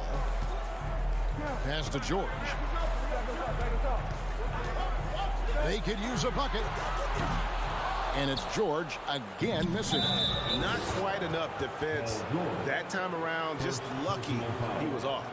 Really no idea why you're fouling in a situation like that. You know, maybe there's some bad blood between those two. So timeout called here, the first for Los Angeles. Give a big round of applause for young Clippers Spirit Dance. Now about 3 minutes gone in the first quarter. Inside, and Edwards with the stuff. Using outstanding floor awareness there. Russell's ability to pick apart the defense and find the open man. Now here's Wall. Pass to Leonard. Oh, and the jam by Leonard. And no doubt they'd love to see him get a lot more of those opportunities. And that deficit will go away quickly if he does, Greg. Here's Russell. 5 points in the game. Nice D from Wall. 1:21 left to play in the first quarter. And George kicks to Wall. Leonard on the wing. The shot's good on the assist by Morris. Love the finish through contact. Kawhi is even stronger than he looks. It's going to be over and back. Not watching for the line that time.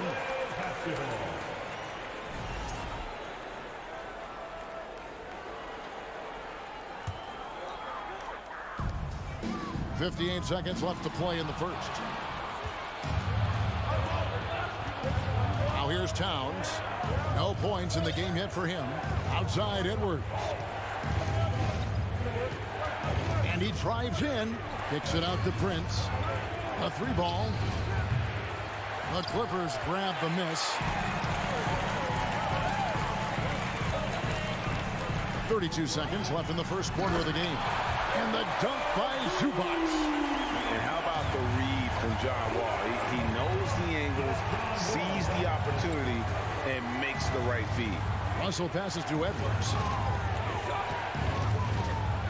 And Edwards with the stop. 17 seconds left in the first quarter. Wall looking it over. Feeds to Leonard. Gobert pulls it in.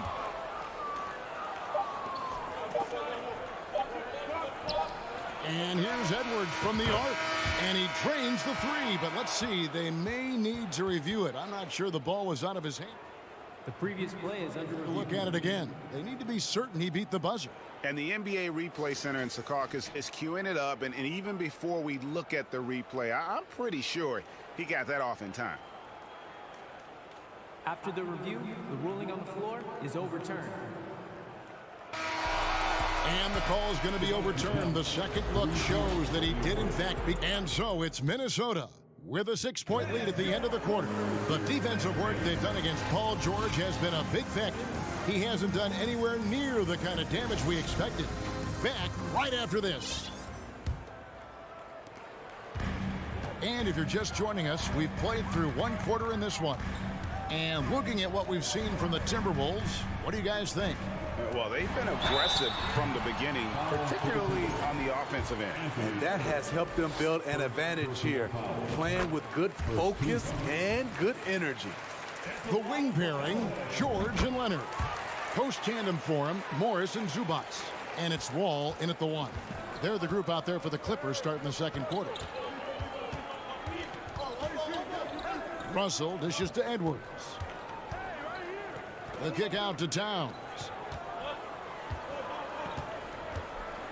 Russell against Wall. Outside Edwards. Just 3 to shoot. Good, and the assist goes to Russell. Russell's got 3 assists now in this one. And don't let Edwards' position fool you. Anthony is built like a linebacker. That upper body strength helps him down low. A deep 3 from Leonard. Zubac tipped back in for 2. Zubac has got his second bucket of the game to go. The uncanny ability to time the tip in. He does this night in and night out. Russell passes to Edwards. Out to Russell. Prince in the corner. Outside Edwards. Outside Towns. And again, Minnesota with the triple.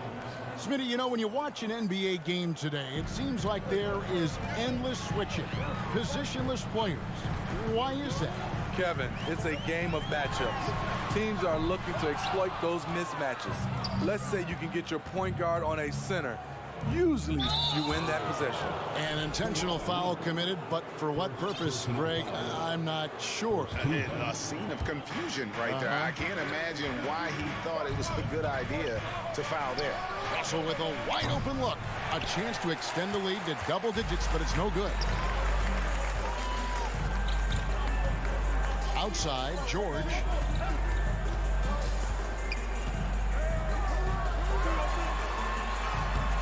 Anthony Edwards with the rebound. Even though he missed it, this is the exact play your offense is designed to produce. Trying to find Towns. Gets it to him. Kicks it out to Prince. Jacks up a 3. And no good. So the Clippers will take it the other way. All right, we'll take a look now at how the points have been generated so far. A scoring breakdown for the Timberwolves. They came out firing from deep. It's always good for a team's confidence when you can start a game that hot. You also have to admire how they challenge the defense inside, getting a lot of points in the paint. Wall, and he banks in the layup. And that's too close. When Wall gets a shot that deep inside, it is almost automatic. Second quarter of play with almost 3 minutes gone. That's a 2 from Towns. Back to Edwards.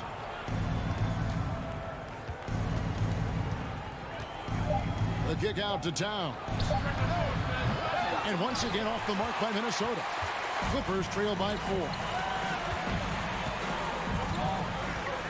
Outside, George from deep three-point range. Gobert pulls it in.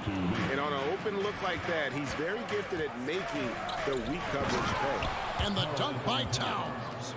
And showing he can make plays for others. Edwards moving it with conviction. Outside, Wall. Score it. His third straight basket in 3 tries. And guys, they continue to put a lot of pressure on the interior defenders with their work down low. Here's Russell. That ball is in the basket. Now he's shot 6 and made 3 of them. An active competitor, Russell won't go down without a fight, especially around the rim. George with the screen on Russell. And Wall kicks to George. Great D that time from Edwards. Timberwolves leading by 6. Oh, the lob to Gobert. Throws down the alley-oop slam. Just throw it up to Gobert, and he'll take care of the rest using that enormous wingspan. And the Clippers call time here.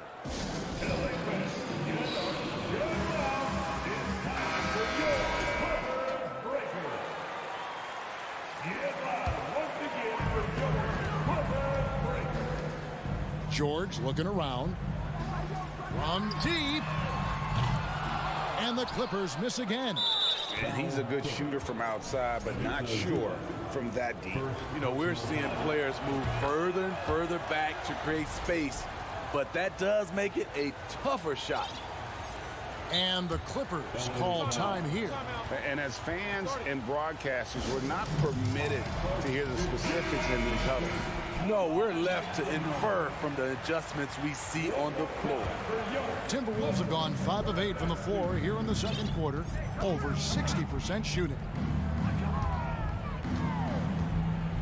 Edwards against George. To the paint. And Gobert throws it down. Rudy showing us what you get when you put size and creativity together. Zubac with the screen for George. And the Clippers miss again. And so it's Russell with it. He brings it up for Minnesota. They lead by 11, the largest margin of the game. And we have an intentional foul there, GA. Wish I could say why.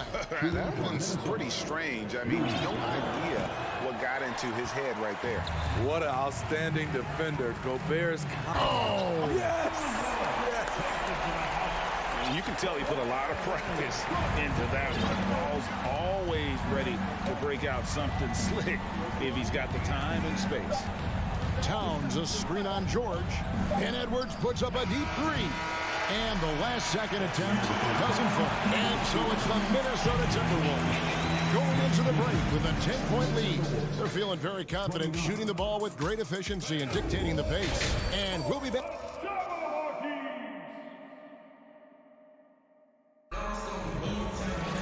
And happy you could join us. We've got 2 quarters left to go in regulation. You know, Anthony Edwards has been exceptional here, guys. Yeah, it's been a great performance from him, really staying focused on quality shots. And many of those quality shots have been jumpers. A very high percentage of those in the first half. On the court for Minnesota, McDaniels is out there with Anderson. Then it's Naz Reid. And it's Noel in its shooting guard. McLaughlin, the pass to Anderson. Here's Noel. Right wing. There's the triple. And Anderson gets it to go. Anderson's got his first bucket of the game, and he's on the board for 3. Here's Jackson. The pass to Pop. Reed with the block. And so they choose to intentionally foul. Reggie Jackson, first personal foul. First team foul. Here's McLaughlin, guarded by Jackson. Pass to Noel. Fires for three. And again, Minnesota with the triple. Woo! He got a clean look, and he makes the defense pay for disrespecting him. Kennard for three. Rebound, Minnesota. Okay, that's frustrating. You work hard to get these open looks. You know he liked that one back. McLaughlin, the pass to Anderson. This one for three. The Timberwolves working the ball around now. A nice shot by McDaniel. Their ability, again, to stretch the floor, particularly in this second half. This was obviously a focal point coming out of the break. Look smart when the shots are going down. And there's the foul. It's on Nicholas Batum. That is his first foul of the game.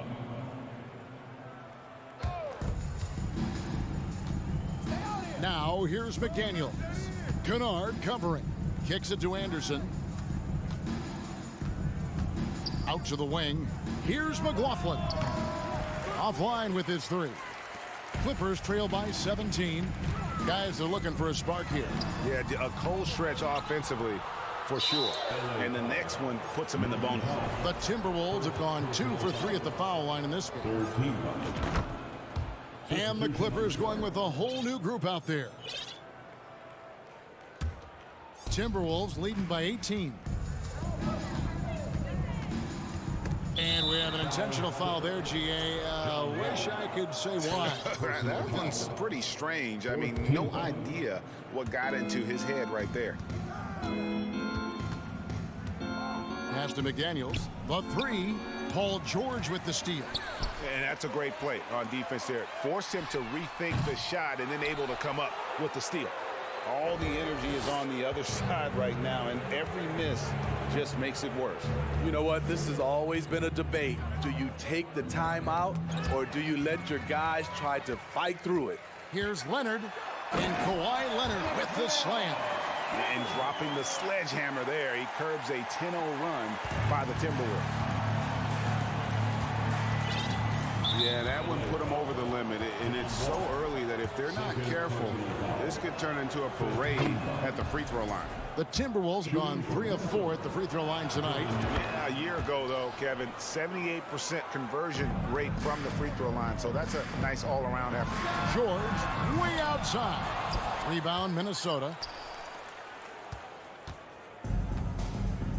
Second half of play, and we're 3 minutes into the third here. And the foul called on Kawhi Leonard. So that will be his second foul of the game. We're in the bonus. We'll go to the line to shoot 2. First trip to the free throw line for him in this one. And at the line last year, he was good on about 77% of his attempts. And Morris has got the ball here for Los Angeles. Here's Wall. Shooting foul as the whistle blows. He'll shoot 2 free throws. John Wall. It is great to see Wall back from those awful injuries, looking a lot stronger now. Second free throw, no good. Third quarter. 2 minutes. Timberwolves leading by 19 points.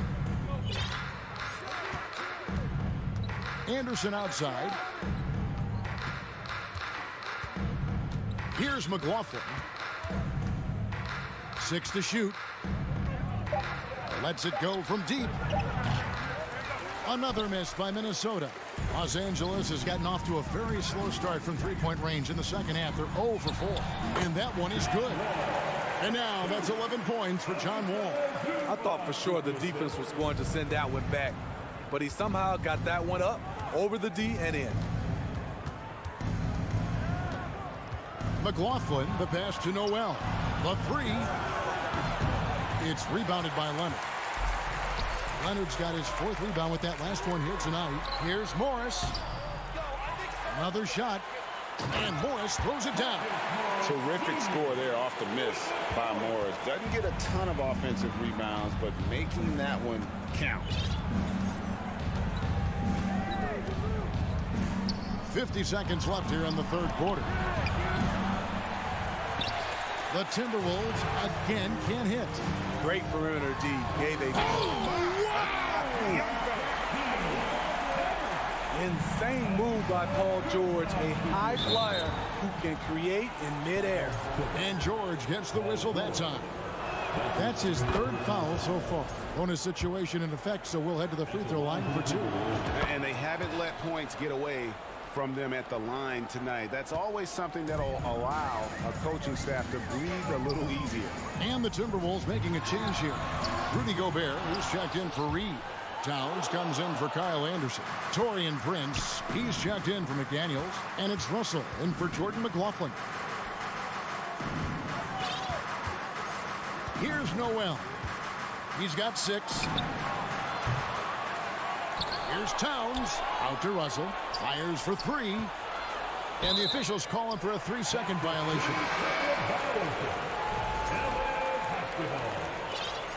Timberwolves substitution, Anthony Edwards. Leonard with the ball. And he makes that one. Leonard's got 8 points. The power, the length, the ability to finish. Leonard dominant in that painted area. And here at the end of the third quarter, it's a double-digit ball game. Timberwolves ahead. And now we have a moment to reveal our State Farm assist of the game. And the definition of teamwork right there, guys. I mean, what great communication between them, and what a beautiful feed. Fundamental basketball. Keep your eyes up, keep the ball moving. We're going to keep the defense on its heels. And as we head into the fourth, we'll see if there's a comeback in the works or if it's more of the same from the first 3 quarters. The wing pairing, George and Leonard. Post tandem for him, Morris and Zubac. And it's Wall in at the 1 spot. So that's the lineup on the floor for the Clippers.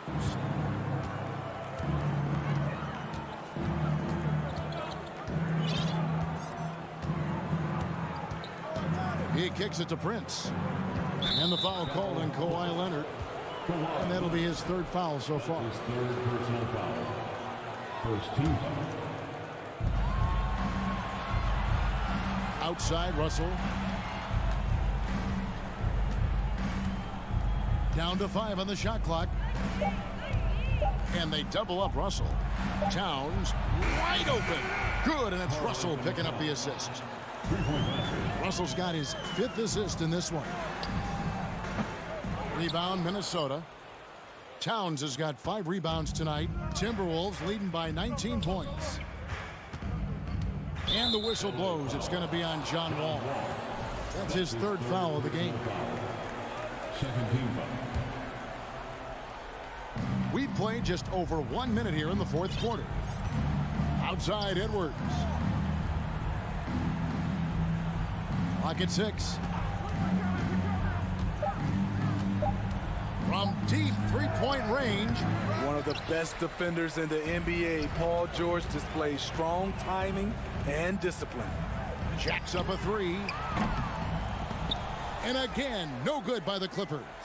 And he didn't punish them for the weak coverage there, but they can't count on him to continue missing. Fires the 3. Sinks the triple. And this is how you score in transition. And Paul George, you just have to appreciate his hustle. And the whistle blows. It's going to be on John Wall. That's his 4th foul of the contest. And still early in the period, and they're only 1 foul away from being over the limit. And they double up Russell. Leonard with the steal. Great execution of the double team right there, able to strip it and then get possession. George, no good. And maybe, you know, he thinks he can shoot himself out of the cold spell, but I don't think that's the case. Maybe somebody want to tell him that he's up off the 3s. 4th personal foul. 4th team foul.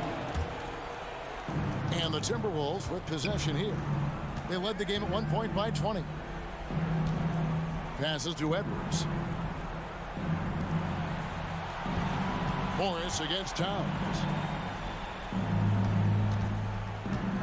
Prince outside. And there's the pass to Edwards. 4 on the clock. And once again off the mark by Minnesota. Clippers trail by 16. The shot by George wide open. George missing again. It's Gobert with the ball for the Timberwolves. They've played a great fourth quarter defensive, allowing only 3 points. A good finish at the rack off the slick feed. And that's now 7 points for Rudy Gobert. Here's George. Lays it up and banks it in. At 6'8", Paul George is a threat inside, looking very comfortable from in there. Now let's take a moment to get your guys' take on the scoring so far for the Timberwolves. It's just a passing clinic from them in this game. Solid communication and unselfish play all around. And they've also been steady from the three-point line and doing a good job creating room for their shooters and then converting. Zubac finds Wall. Puts it up. And it's Leonard. That time on the assist by Wall. Talented, driven. He puts constant pressure on your defense. 1:31 left in the fourth quarter. Outside, Towns.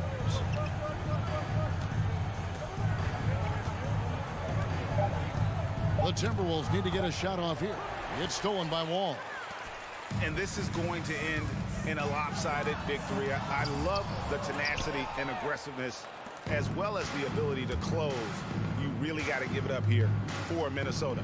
When you consider the difference in their field goal percentages, the other team has to be happy that this wasn't a bigger loss. This team was on fire. Yeah, Kevin, it's always frustrating when you can't throw a rock on the ground and the other guys just can't seem to miss.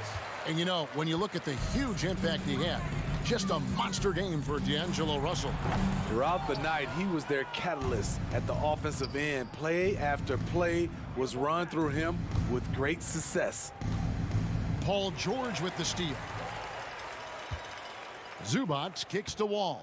Now 8 seconds separating the two clocks. George, and George with the stuff. I mean, he is explosive with his leaping ability. Paul George is well-versed in finishing above the rim. 15 seconds left to play in the final quarter. And here's Russell, 6 on the shot clock. From deep. So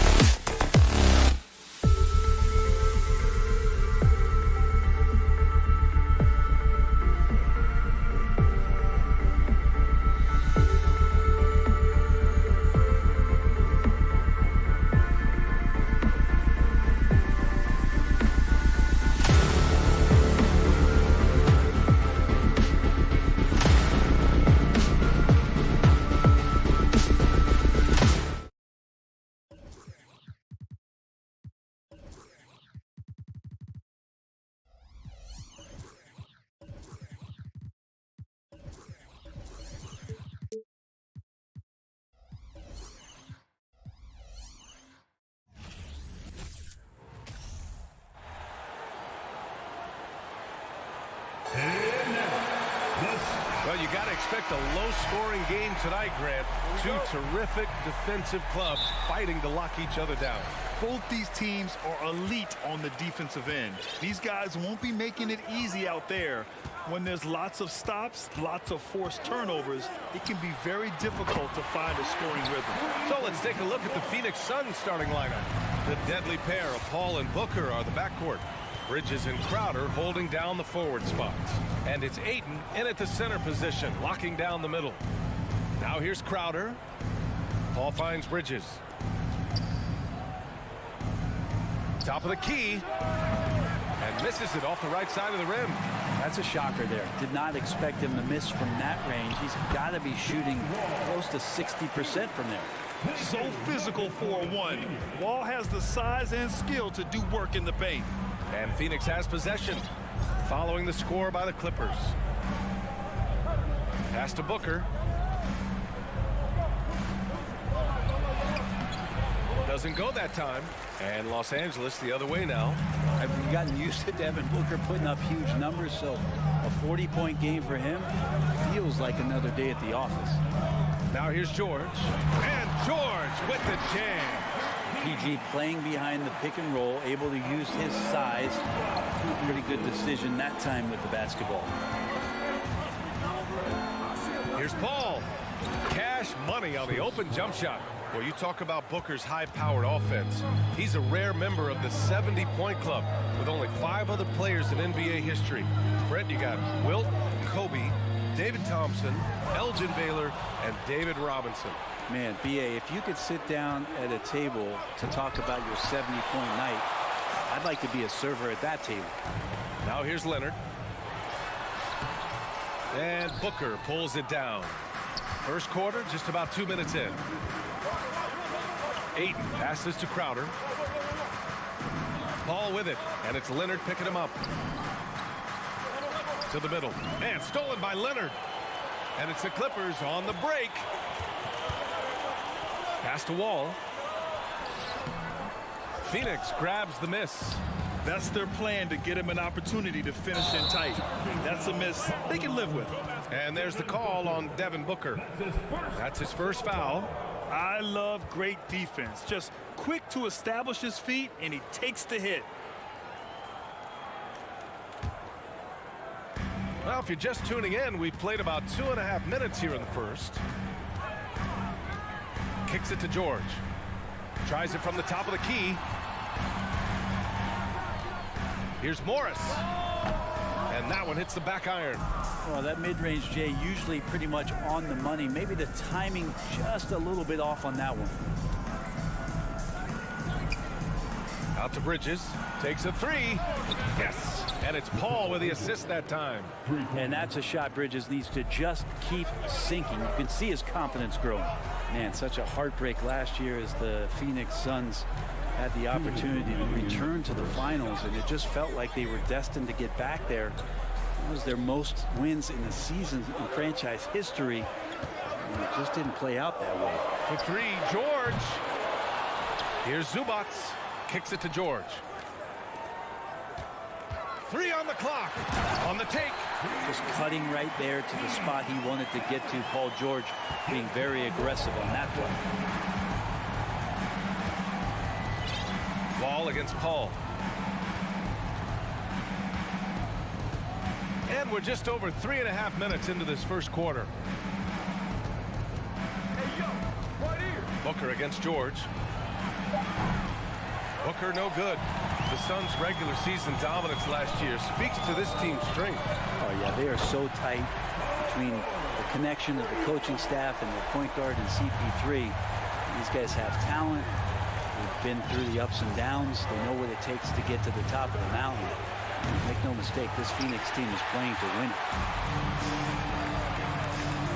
Morris passes to Wall. Back to Morris. Leonard outside. Clock at 6. Over Bridges. And that one's long. The Suns have gone 2 for 7. A sluggish start. To the paint. Here's Ayton. Oh, and the jam by by 8. Well, he passes to the wide open man. Bridges developing some team chemistry. George for 3. Crowder grabs the miss. Phoenix has gone 1 for 3 from beyond the arc. Pass to Bridges. For 3, Booker. It's hauled in by the Clippers. It's George on the wing. And so the first quarter is in the books. Clippers ahead, leading by 5.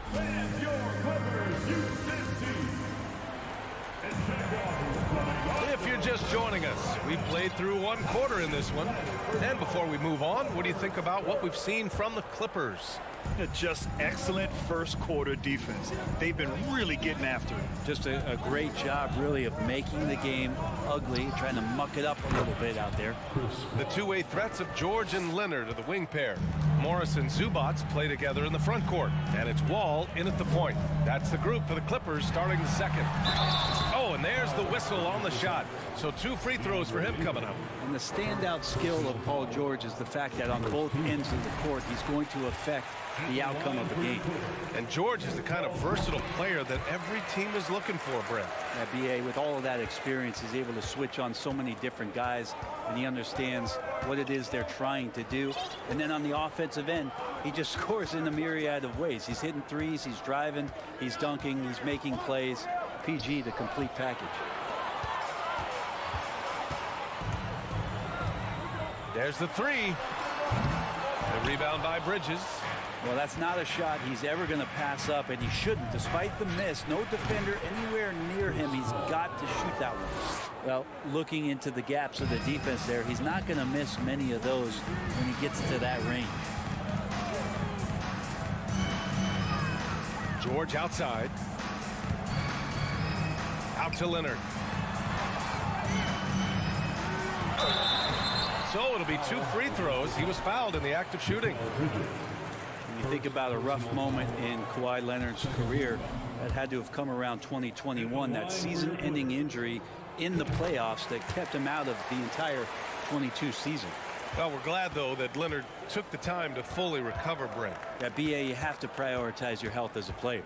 Kawhi has had his scares throughout his career, but him being fully healthy is going to help him unleash his full game on any opponent. So getting him back to 100% a priority for him and the team. Crowder against George. Morris down low. The kick out to Wall. The 15-footer is good. Wall's got 7 points in the game. Nice job breaking down the defense. Wall takes these mid-range J's when the D gives him the chance. On the wing, Crowder. 3-pointer. Hits the trifecta. Crowder's gotten himself going with a triple. His first basket of the game. Can't talk enough about the subtleties in that setup right there. The assist, really the key to that entire sequence. Here's George. And so he draws the foul, headed to the line to shoot a pair. And it's going to go on Devin Booker. Paul George does a great job changing speeds right there, and that's a huge part of his athleticism. Takes it strong to the cup and just daring a defender to come at him. Well, still a few years out, but the Clippers have to be excited about moving into their own arena in 2024. So much innovation has gone into the design of the building, and it just looks incredible. And so the ball out of bounds. Morris touched it last.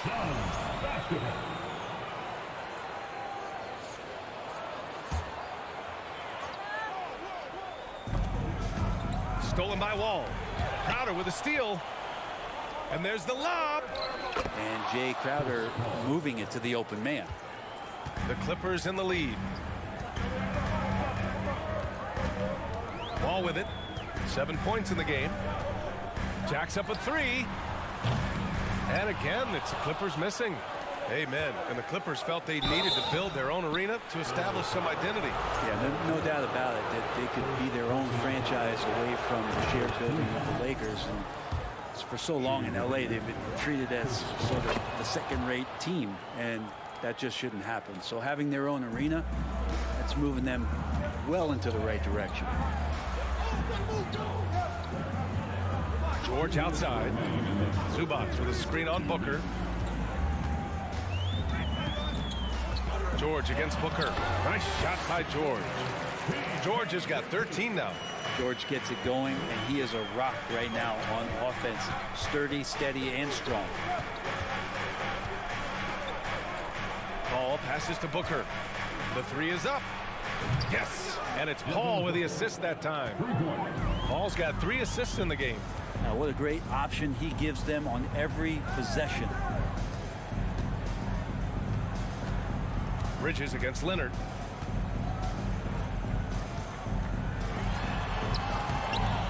Here's Zubac. And a foul called on the way up. So he'll take 2 from the free throw line. Personal foul. I don't mind that. I mean, they met him at the rim and temporarily prevented the points. That one falls, so he hits both of them. The last couple of seasons, the Clippers have shot the lights out from deep, Brent. Oh, man, they've been unbelievable. Over 41% back in that 21 season. That led the NBA. So they got a nice collection of shooters on this Clippers team, and it helps when you have Paul George and Kawhi Leonard play to create great shooting opportunities. So lots of guys that can hurt you from deep. An athletic display by Wall, letting the defense know he can own the rim. Paul against Wall. That's good from Ayton on the assist by Paul. Ayton's gotten his second bucket. Well, that's how you draw it up right there. A screen to shed the defense, a quick move to the bucket, and you get the lay-in. Kicks it to George. Morris sets a screen from deep. George's shot is off. Yeah, we're chipping some orange paint off the rim here, guys. He must be more patient on offense and trying to find ways to penetrate inside and get closer to the rim. And the Clippers going with a whole new group out there. Los Angeles has gone 0 for 3 from deep to begin the second. Jackson against Paul. Jackson, the pass to Covington.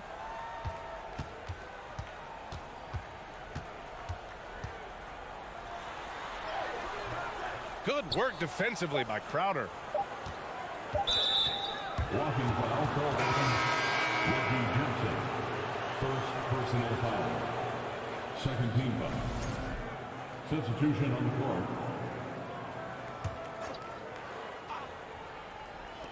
From deep, Johnson. And that's not going to go. And so a close game as we wrap up the first half of play. The Clippers on top. They lead by a bucket. 23.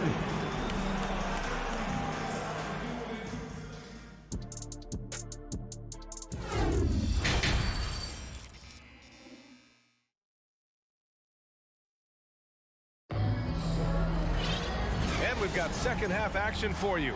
Thus far, a pretty evenly contested game. Paul George has been sensational. Can they come up with an answer for him coming out of the half? They have to change something defensively. They're just way too easy out there, and I'm sure coach is going to make that a priority at halftime. Kicking off the second half. Here's Monty Williams 5. We've got Damian Lee, Cameron Johnson out there with Dario Saric. And then it's Landry Shamet, and it's Landale in at the 5, roaming the paint. Here's Mann. It's hauled in by Saric. The Suns trailing. Here's Lee. Can't get the go-ahead bucket. The Clippers shooting only 40% from the floor in this game. Pass to Jackson. Picked by Covington. And it's Jackson on the take. And the dunk by Jackson. Just dicing through the lane there was Reggie Jackson. Phoenix has gone 0 for 2 from outside here in the third.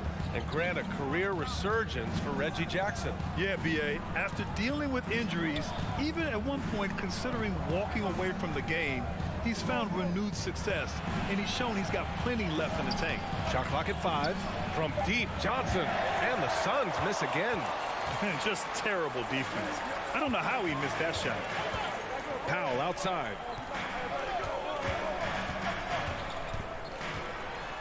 Batum outside. Uses the glass to finish the layup. And now a 6-point Los Angeles lead. Yeah, Batum not a ton of times where he's on the inside, but that time showing some toughness. Here's Shamet. Oh, no scoring yet from him, but that's likely to change. Down low. And there's Jackson on the assist from Powell. They're locked in and focused on making each possession a success. That's exactly how they got the lead. They ended up having multiple possessions in a row with good quality shots, knocked them down, and the game is fully in their control. Here's the pick.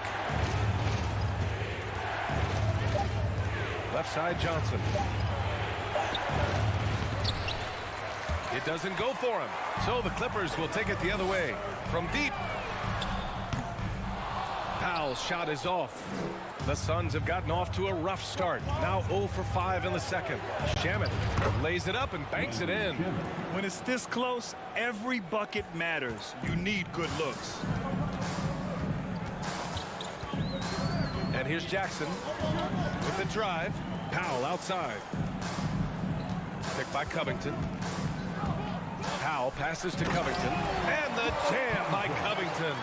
Those feel so good. Covington up there for a slam dunk. They need something good to happen here. Yeah, they've gone way too long without a score. Pass to Landale. There's a minute 47 left in the third quarter. Oh, nice fake, but the layup's off the mark. Powell right side. Takes it inside and rejected. Shamet into the lane.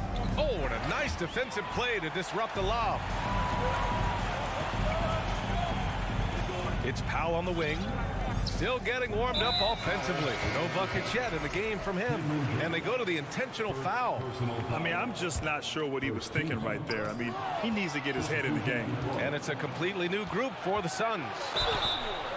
Oh, and he got fouled on his way up. He'll head to the line to shoot two. Some guys will wow you with their overall size or incredible athleticism. Devin Booker does it with his pure ability to score the ball. And that one goes in. 2 from the line that time. A great player on a great role at the charity stripe. The D has got to be careful about being too aggressive on him and sending him back for freebies. George outside. Let's go with a 3. Man, the basket's good with the assist from Wall. Wall's got 3 assists in the game. Well, you got to get the ball to PG whenever he's roaming around outside that arc. Incredible. Wall against Paul. Booker, the pass to Crowder. Up top, Paul. Stolen by Wall. And George launches it from deep. Off target. That would have pushed the lead to double digits.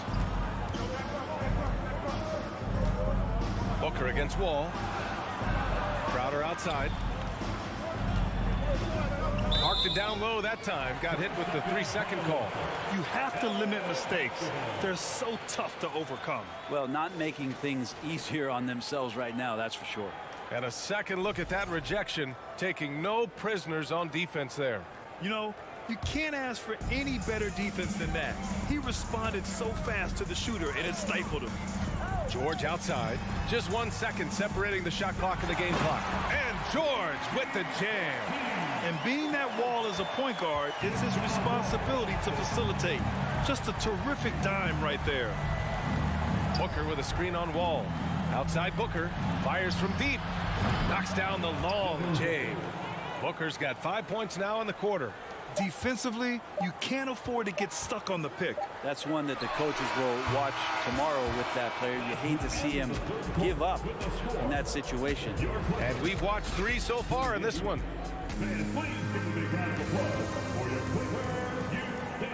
And this is it. Glad to have you along for this 4th quarter. The Clippers in the lead. The two-way threats of George and Leonard are the wing pair. Morris and Zubac play together in the front court. And it's Wall in at the point guard position. So that's the lineup on the floor for the Clippers. Bridges outside. Stolen by Wall. Poke loose. Leonard on the wing.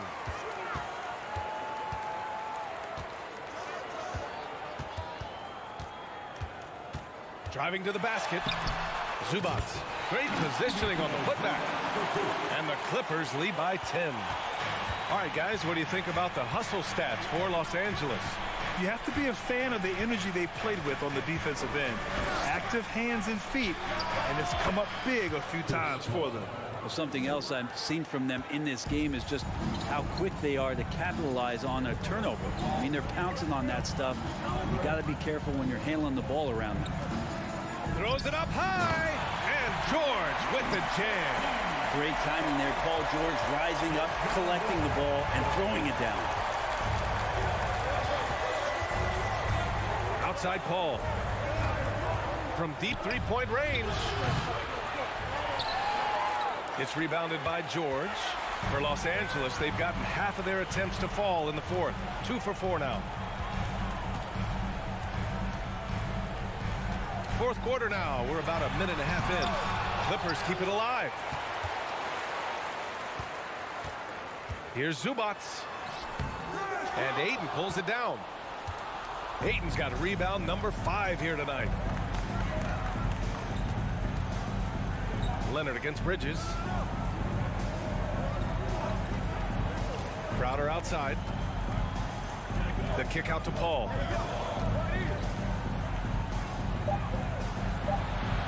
And he lays it up and in. Paul's got 4 points now in the quarter. Well, you know CP3 can get others involved, but when he wants to score, he can do that too. Los Angeles shooting around 44%. Not bad. George, a screen on Paul. Wall, the pass to George. Morris on the wing. George against Booker. 6 to shoot. Fires the 3. And it's Phoenix with the rebound. From deep. Rebounded by Kawhi Leonard. Yeah, not a fan of that one, guys. If he wants to help his team cut into this deficit, he should not be attempting those kind of shots. Outside Booker. This one for 3. It's good. The assist that time from Paul. Now just a 5-point Los Angeles lead. That's why Devin Booker has the ball for moments just like that. Outside Wall. Inside. Stolen by Bridges. All alone on the break. Paul with the bucket. Now just a 3-point Los Angeles lead. That is why Chris Paul has the ball in his hands. Delivered. Time called here. Los Angeles decides to talk it over. They're ahead by 3. And there's a minute 45 left in the fourth. And from the sideline, let's catch up with Allie. Guys, over the last break, I listened to Tyronn Lue address the team. He told his squad to pour on the gas, saying, quote, "We hold the lead. Let's keep throwing it. Be aggressive. This is no time to let up." Great work, Allie. Thanks. Consistent shooter from all 3 levels. Kawhi Leonard, the first option they typically look for, and for very good reason. Here's a 3 from Paul. The shot comes out, and the Clippers will come the other way. They've led by as many as 11. Outside Wall. We've got 1:13 left in the fourth quarter. Pass to George.